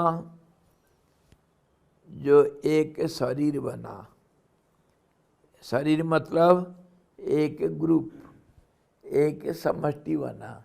वो समष्टि में क्या क्या था? एक तो पंच महाभूत नहीं, महाभूतों का सूक्ष्म रूप तन मात्रा हुआ। पंच तन्मात्रा यही इंद्रियों का रूप लेता है बाद में। इच्छा शक्ति पैदा हुआ, वो इच्छा शक्ति 5 रूप लिया। मैं देखूं, तो उसी को वेदों में भाषा में बताया गया, एको हम बहुश्याम, मैं एक हूँ, मैं अलग अलग अपने को देखूं। जब सुबह हम उठते हैं तो ये भावना पहले से है, मैं शरीर हूँ, तो शरीर को देखना पहला काम होता है। शरीर को अनुभव करना, मैं शरीर हूँ। मन नहीं था शरीर के साथ, अलग होकर के आराम कर रहा था। वो जैसे जाग गया, उसमें चंचलता शुरू हुआ, तो वो शरीर के साथ पहले मिलेगा, मेरा शरीर कहाँ गया और वो सेकंड का 1000वां हिस्सा, देर नहीं लगता है। हाँ जी, मनोजबम मारुत तुल्य वेगम तो ये हनुमान जी तुम्हारे मन है भाई, और कोई नहीं तो इसको क्या क्या हुआ, इंद्रियां बन गए, 5 इंद्रियां बन गए। वो इच्छा से प्रकट हुए। एक इच्छा हुआ, एक इच्छा का 5 हिस्सा हुआ। मैं देखूं, सुनूं, सूंघूं, स्पर्श करूं और इसका स्वाद लूं, तो 5 हो गया इसका रूप। वो सूक्ष्म रूप को तन मात्रा कहते हैं। मात्रा मतलब यूनिट्स, छोटा रूप। और ये तन मात्रा जब बड़ा बना तो 5 भूत बने। और ये 5 मात्रा को मैं इसको देखूं कहा, तो वो 5 तन मात्रा 5 इंद्रियां बन गए, ज्ञानेन्द्रिया बन गए। इसी प्रकार मनः षष्ठान इंद्रियाणि प्रकृति स्थानि कर्षति। ये प्रकृति मतलब चेंज। तो चेंज होते हुए वो इस इंग्रेडिएंट्स को, उस वाइब्रेशन को, इसको सब इकट्ठा करके एक रूप ले देता है। रूप दे करके उसको 5 महाभूत कहा। 5 महाभूत से भी इकट्ठा करके और ग्रस बनाया, एक शरीर बनाया। उसके अंदर 5 महाभूत भी होंगे, 5 तन्मात्रा, 5 इंद्रियों का रूप ले करके उसको अपने आप ग्रहण करेंगे। परमात्मा सृष्टि को ऐसा रचना करके, वो जो इच्छा शक्ति जो था पहला, उसका हम ब्रह्मा बोलते हैं। हाँ जी। और जो कमल खिला, कमल मतलब एक फूल, फूल मतलब जो खिला हुआ है, खिला हुआ मतलब प्रकट हुआ। हाँ जी, प्रोजेक्टेड आउट, उसी को हम फूल कहते हैं, फ्लावर और उसके पहले कली था, कली के पहले अव्यक्त रूप में था वो सांप के रूप में। वही कभी तो शाखा बन जाता है, कभी पत्ता बन जाता है, कभी कली बन जाता है फूलों का, फिर बाद में फूल तैयार हो जाता है। जैसे भी होगा ये इच्छा शक्ति ही सारा करता है। बीज है इच्छा, एक हो हम, मैं एक हूँ, तो अनेकता में बदलेगा वो। एक तो एक रह नहीं सकता है, देखेंगे तो अनेक बन जाएगा। तो इसी रूप से जो संसार बना वो जुगपत बना या धीरे धीरे एक के बाद दूसरा बना, इसका सवाल नहीं करना, जैसे देखे ऐसे ही बना है कि नहीं। तो धीरे धीरे ये 5 आकाश ये जो हुआ, इसको कहते हैं इंद्रियां, और इंद्रियों के द्वारा अपने आप को वो देख रहा है। जैसे मैं आँख से अपने हाथ को देखता हूँ, और मैं अपने शब्द को अपने कान से सुनता हूँ, और जो अनाहत ध्वनि होता है उसको अपने आप सुनते हैं। और खाना पीना जो कुछ भी होता है, टेस्ट लेना, सूंघना, पाद मारते हैं, खुशबू आता है या बदबू आता है अपने पाद को तो हम तो सूंघते हैं ना अपना पाद कभी अपने को बदबू नहीं देता है, दूसरों को बदबू देगा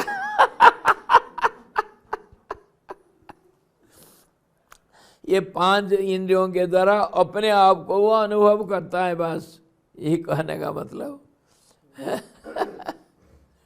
पसीना अपने का, अपना पसीना अपने को बू नहीं आता है, दूसरों को बू आता है तो इसी प्रकार ये इंद्रियों के द्वारा व्यक्त हुआ और देखा गया। भाव विकार अव्याकृत जो व्यक्त हुआ जो, तो उसको इंद्रियों से प्रकट हुए। प्रकट होना मतलब इंद्रियों के द्वारा अनुभव करना। व्यक्त होना मतलब इंद्रियों को देखते हैं। To manifest means one sees oneself by itself. That is called manifestation. Nothing is outside. आप अपने को देखते हो तो बाहर नहीं देखते हो, तो परमात्मा भी ऐसे ही अपने आप को देखता है, वही संसार नाम पड़ा है। और हम परमात्मा के अंदर के कीड़े हैं, वो कृमि है कि नहीं। हमारे अंदर कृमि है ना, टट्टी में निकलते हैं ना, नहीं सफेद सफेद, क्या सुंदर है जी जी। इसी प्रकार परमात्मा के शरीर के अंदर हम सब कृमि, हाँ, एक दूसरे को देख रहे हैं बड़ा मजा से और चारों तरफ हमारे सब टट्टी है उसी को खा पी करके हम बढ़ रहे हैं कि नहीं। ऐसे समझो, अपने को अलग मत समझो। इंद्रियों से प्रकट हुए भी निमिलित, तत्वतः अप्रकट, निमिलित। तत्व से देखने से कोई प्रकट हुआ नहीं, कुछ अलग बना नहीं, परंतु व्यवहारिक दृष्टि से देखने से ये व्यक्त हो गया, प्रकट हो गया।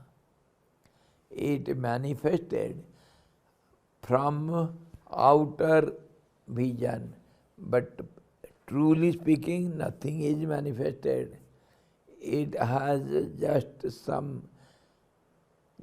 some ideas which are changed. Let me see myself. If I see myself, I lose nothing, I gain nothing. There is no change. Nothing is changed. That is called manifestation. Seeing oneself by oneself. इसको अगर समझ जाएंगे हम तो काम बन जाएगा। निमिलित तथा आत्मज्योति से प्रकाश युक्त होने पर, आत्मज्योति से प्रकाश युक्त, आज तो ये टाइम हो गया। ये आत्मज्योति किसको कहते हैं? आज सुबह इसी के ऊपर तो सहस्त्र नाम का इसी के ऊपर तो चर्चा हो रहा था। ज्योति किसको कहते हैं? प्रकाश किसको कहते हैं? आत्मज्योति कैसा? इसको कल देखेंगे भाई, आज तो समय गया। अगर इसको बैठेंगे तो आज 2-4 घंटा और बैठना पड़ेगा। तैयार है तो हमको कोई फर्क नहीं पड़ता है।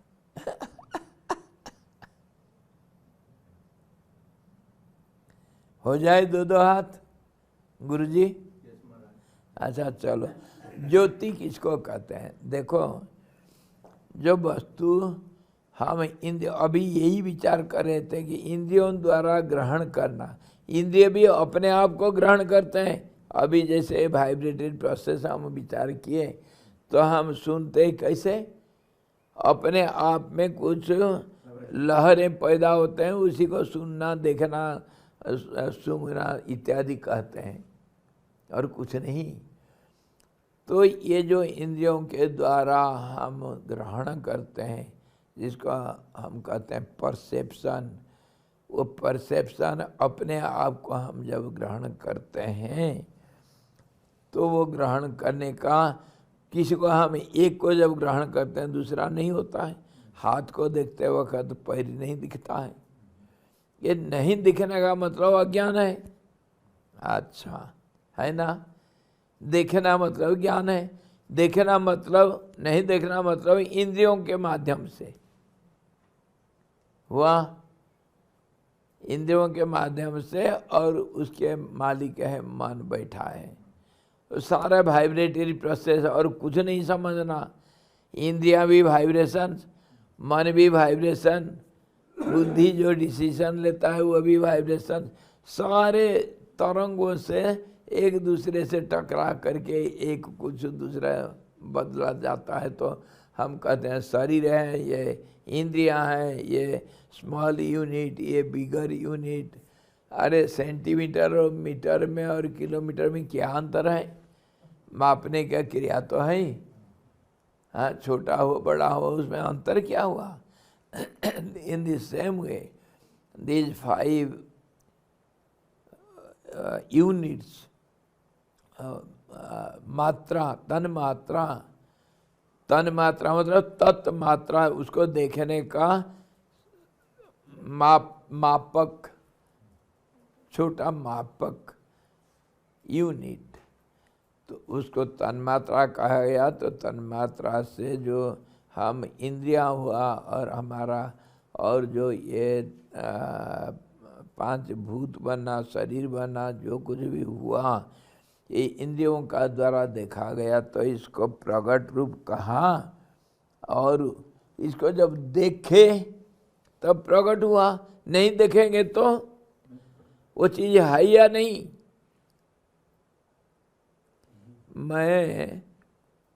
मैं अभी आंख बंद कर दिया तो आप लोग हैं या नहीं? I have closed my eyes. So should I think you are, all of you are there, or you are not there? Come on. It's up to you. Get there. If I have closed my eyes, I have not been able to see you. So I say you are absent. When I don't see, if I don't touch you, don't see you by eyes, or I don't smell you or taste you, then all these are not there. They are absent. And how do we see? By perception. We see by perception. अभी हम विचार किए थे ना, इंद्रियों का जो संपर्क है वस्तु के साथ, आँख का रूप के साथ, कान का शब्द के साथ, अपने अपने वस्तु के साथ इंद्रियां का जो संयोग है उसको देखना कहते हैं, है ना। अच्छा, अब जो हम देख रहे हैं, इसको देखने का जो माध्यम है उसको ज्ञान कहते हैं। देखना मतलब ज्ञान प्राप्त किए, है ना। और साधारण दृष्टि से, व्यवहारिक दृष्टि से, ये तो हम तत्वतः विचार करने के बाद हमको याद सब समझ में आता है, लेकिन व्यवहारिक दृष्टि से ग्रॉसली हम क्या देखते हैं, इंद्रियों के द्वारा ग्रहण करेंगे। जब तक ज्ञान कब होता है, कैसे होता है, जब संबंध बनता है तभी तो ज्ञान होगा। Relationship is the cause for knowledge. Without relation, without contact, we cannot have knowledge. So generally that contact method, connecting method is called knowledge, है ना। तो इसी को भी आलोक भी कहते हैं। नॉलेज कैसा आलोक? आलोक जब है, कोई वस्तु है, हम अंधेरा में नहीं देखते हैं, अंधेरा में नहीं देख सकते हैं, टच भी नहीं कर सकते हैं, सूंघ भी नहीं सकते हैं। जब कांटेक्ट नहीं बनता है तो कैसे हम उसको ग्रहण करें? कांटेक्ट के लिए लाइट चाहिए। कौन सा लाइट? तभी ज्ञान मिलता है ना। इसीलिए ये लाइट को ही, आलोक को ही हम कहते हैं ज्ञान। ये ज्ञान का माध्यम है और ये ज्ञान का स्वरूप है।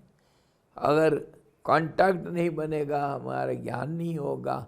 कांटेक्ट का माध्यम तो लाइट होता है, अंधेरा में नहीं देखते हम, है ना। तो ये प्रकाश को ही ज्ञान कहते हैं। और इसको हम इस्तेमाल कैसे करते हैं? गुरु जी मुझे इधर ये समझ में नहीं होता, थोड़ा सा प्रकाश डालो। प्रकाश डालो अगर गुरु जी को कहेंगे, वो क्या टॉर्च ला कर दिखाते हैं?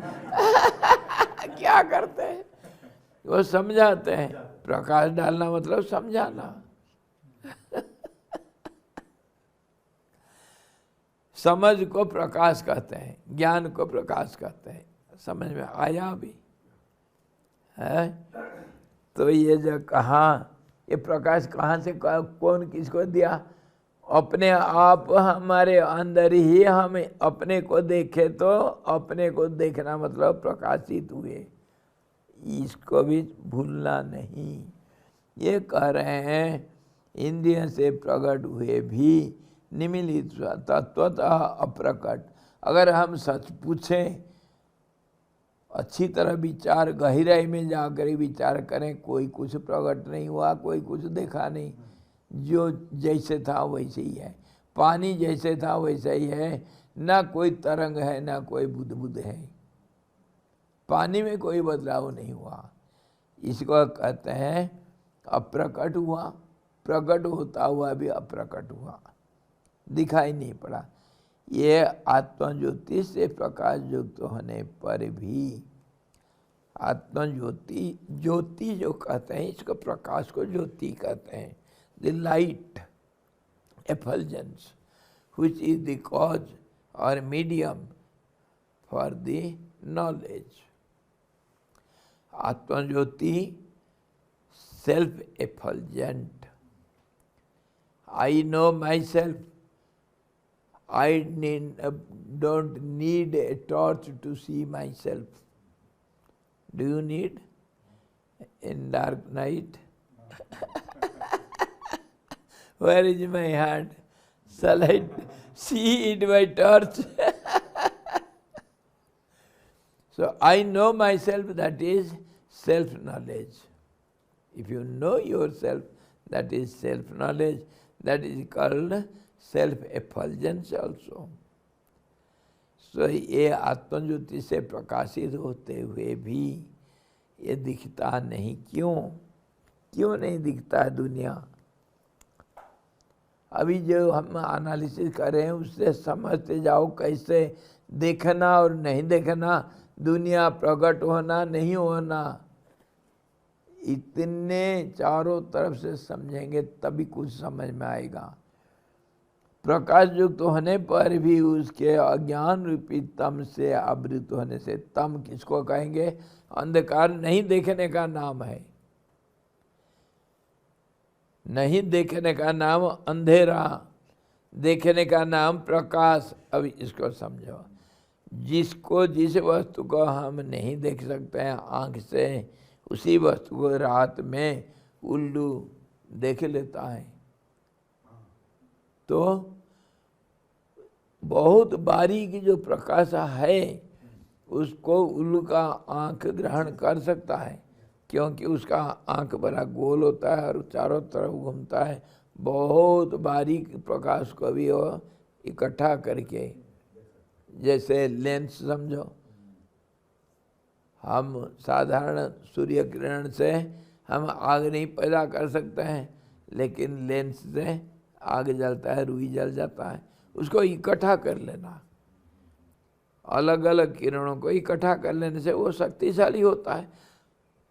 उल्लू के आँख में ऐसे ही लेंस लगा हुआ है, हमारा लेंस अलग ढंग का है, कोई कन्वेक्स, कोई कॉनकेव, और साइज उसका, जब हम ऑपरेशन करते हैं लेंस का साइज निकालते हैं ना इसी ढंग से अलग अलग साइज का लेंस लगा हुआ है हमारे आँखों में तो अंधकार मतलब नहीं देखना, जो हम नहीं देखते हैं और कोई देखता है, उसका मतलब प्रकाश। हाँ, प्रकाश है, अंधकार कभी है ही नहीं, प्रकाश सब जगह पर है। हाँ, हमारे लिए अंधकार मतलब अज्ञान, इसीलिए अंधकार को अज्ञान समझो। जिसको हम जानते नहीं उसको हम अंधकार कहते हैं। सचमुच कोई अंधकार नहीं है, ना कोई आलोक है। ज्ञान का नाम ही प्रकाश है, अज्ञान का नाम अंधकारी। इस ढंग से तो उसमें क्या हुआ, ये कह रहा है, यद्यपि आत्मज्योति से प्रकाश युक्त है, सबका अपना आत्मा होने से वो अवेयरनेस को हम जब ज्ञान समझते हैं, वो होने पर भी उसके अज्ञान रूपी तम से आवृत होने के कारण चारों ओर अंधकार से आवृत हुए ये संसार चिद्रूपी समुद्र के तरंगों के विवर्तन रूप है। जब एक तरंग बना तो दूसरे तरंग उससे अलग हो गया। अलग होना मतलब नहीं देखना, अपने आप को अनुभव नहीं कर पाएगा। अलगाव में मैं आपको अनुभव नहीं करता हूँ, क्योंकि आपका शरीर मेरे शरीर से अलग है। अलगाव में एकता नहीं है, इसीलिए वो समग्र को नहीं देख सकता है। इसको कहते हैं अज्ञान। नहीं देखने का नाम अज्ञान है। जो विभिन्नता पैदा हो गया, अनेकता पैदा हो गया, इसका नाम अज्ञान, और ये इसका अंधकार भी नाम है, हम जिसको नहीं देख पाते हैं। तो जैसे समुद्र में अनेक तरंगे एक दूसरे को नहीं देख सकते हैं और एक दूसरे को स्पर्श या अथवा ग्रहण नहीं कर सकते हैं, यद्यपि समुद्र सबको ग्रहण करता हुआ भी नहीं करता है ग्रहण। समुद्र तो अपने समुद्र के रूप में है। इसी प्रकार ये सारा संसार चिदानंद सागर में अलग अलग होता हुआ भी, एक दूसरे से अलग होता हुआ भी, परमात्मा के दृष्टि में, व्यवहारिक दृष्टि में अंधकार होता हुआ भी, परमार्थिक दृष्टि से सब स्वयं ज्योत हैं, स्वयं ज्योति। सब अपने को अनुभव करते हैं और परमात्मा सबको इकट्ठा अनुभव करता है। इसीलिए तो हम कहते हैं क्या, हम हे मालिक तेरे बंदे हम तुम्हारे हम बच्चे। इसी ढंग से है। अंगुली कहता है हे शरीर मैं तुम्हारा बच्चा हूँ, जैसे ऐसे ही हम कहते हैं परमात्मा को मालिक तेरे बंदे हम। Just as the finger says, O body, I am your child, be gracious on me, don't throw me out, I am yours, you are mine. Similarly, we say, O God, I am your child, don't differentiate between myself and yourself. सच्चाई तो वो है, लेकिन अज्ञान के कारण हम अलग हो गए और इसी के कारण हम सीमित भी हो जाते हैं। सीमित होने से असीम को हम ग्रहण नहीं कर पाते। सीमित तरंग वो समुद्र को नहीं जानता है।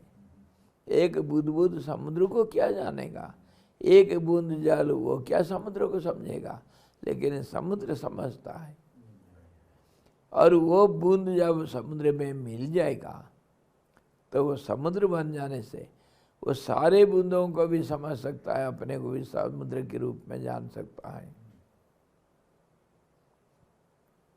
यही है आत्म साक्षात्कार।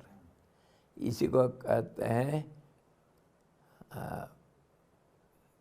क्या, निर्वाण, मोक्ष, मुक्ति इत्यादि इत्यादि। एक बूंद समुद्र में मिल जाना, और मिल जाने के बाद कहाँ मिला, कितना रूप हुआ, कोई नहीं बोल सकता है। हाँ जी, और उसको हम बार बार कहते हैं घड़ा के अंदर का आकाश, घड़ा तोड़ देने के बाद वो ना कोई मिलता है ना जुलता है, ज्यों का त्यों रहता हुआ उसका नाम पूरा आकाश बन जाता है। बाह्य आकाश उसी का नाम पड़ जाता है। और मिलना नहीं मिलना का कोई सवाल नहीं उठता है। पहले मिला हुआ था, अभी भी मिला हुआ। इसी को गुरु लोग समझाते हैं कि तत्वमसि। हाँ जी तुम बूंद हो, बूंद तुम समुद्र हो। यह आत्मज्योति से हमेशा विभाषित होता हुआ भी अंधकार से आच्छन्न है। इसी प्रकार अलग अपने को मान लेता है, देख नहीं पाता है पूर्णता को, समग्र को नहीं देख रहा है, दूसरों को नहीं देखता है। अगर ये भावना होगा ज्ञानी के अंदर, वो किसी का गलती देखेगा, कहाँ कंप्लेन करेगा। हाँ, वो आदमी गलत है, वो उसका चोरी कर लिया, बोल सकता है। इसी दृष्टि से कहा गया ईशावास्यम इदगम सर्वम यत् किंचित जगत्याम जगत। कुछ भी है, एक अणु भी संसार का अंग है, संसारी है। तेन त्यक तेन भुंजिता माँ गृद्ध का स्वस्विद धन। जो कुछ है समग्र का है और तुम्हारा कुछ अलग से नहीं। अगर इसको भोग करना चाहते हो समग्र के साथ, सबके साथ मिल कर के भोग करना, वो तेरा मेरा नहीं करना, दूसरा का धन को ग्रहण नहीं करना इसी ढंग से। इसीलिए इसी को कहते हैं पाप। जो है तुम्हारा वो सबका है, जो सबका है तभी तुम्हारा बनेगा अगर तुम अपने का सबके साथ मिला दोगे। जब घड़ा का आकाश परमात्मा बाह्य आकाश के साथ मिलेगा तभी तो वो कहेगा मैं आकाश हूँ, और आकाश भी तभी तो उसको स्वीकार करेगा बाह्य आकाश कि जो कुछ हूँ मैं ही इसके रूप में हूँ। फिर भेद नहीं रहेगा। इसी का नाम मुक्ति। इसको अगर समझ गया सारा वेद, पुराण, शास्त्र, गीता, ब्रह्मसूत्र और ये उपनिषद और ये योग वशिष्ठ, सब का सार इसी में है। समझते हम, भूल जाते हैं। मजबूरी, आदत से मजबूर है। मजबूरी का नाम महात्मा गांधी। तो कल देखेंगे फिर आगे। अरे भाई आप लोग बैठे हैं, आज तो कहीं को कहीं चले गए हम। बैठे हैं स्वामी जी। है हिम्मत। आज स्वामी जी मेरा जन्मदिन है, बुद्ध आज आया था पृथ्वी तल पे। अरे शाबाश, जन्मदिन में परमात्मा के साथ मिल जाओ। ओ घड़ा के आकाश, बाह्याकाश के साथ मिलना नहीं, ज्यों का त्यों रहो। ओ बूंद, ओ नमक के टुकड़े समुद्र बन जाओ। हाँ जी, यही आज का आपका जन्मदिन का भेंट। फिर कल देखेंगे पृथक रूप से स्थित हुए अनेक एकत्र मिलकर रहने में तथा एकत्र मिले हुए अनेक पृथक रूप से स्थित रहने में क्रमशः दो दृष्टांत। इसी को तो हम बार बार कहते हैं, एक में अनेक, अनेक में एक। इसके कल फिर विचार करेंगे कि दुनिया में एक है या अनेक है, उसका दो दृष्टांत कल देंगे। हरि ओम।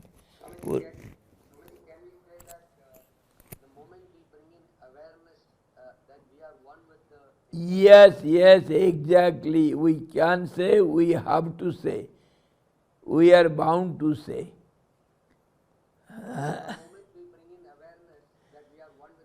When you are aware of yourself, you are aware of the whole universe.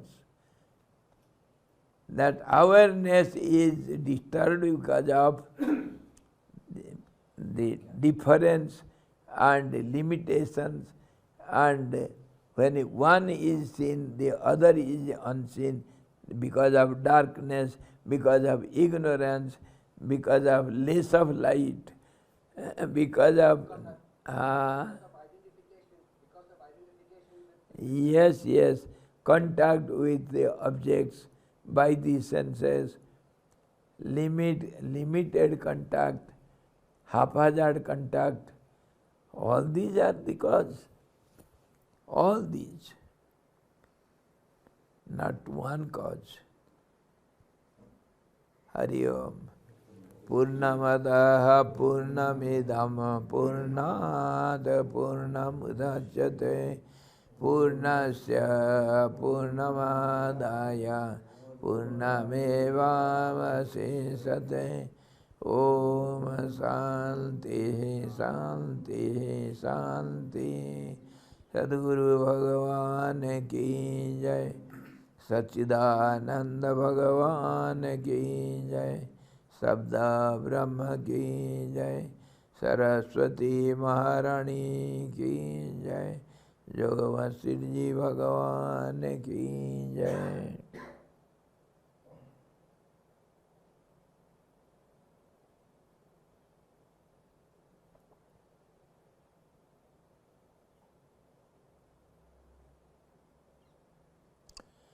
Hari Om.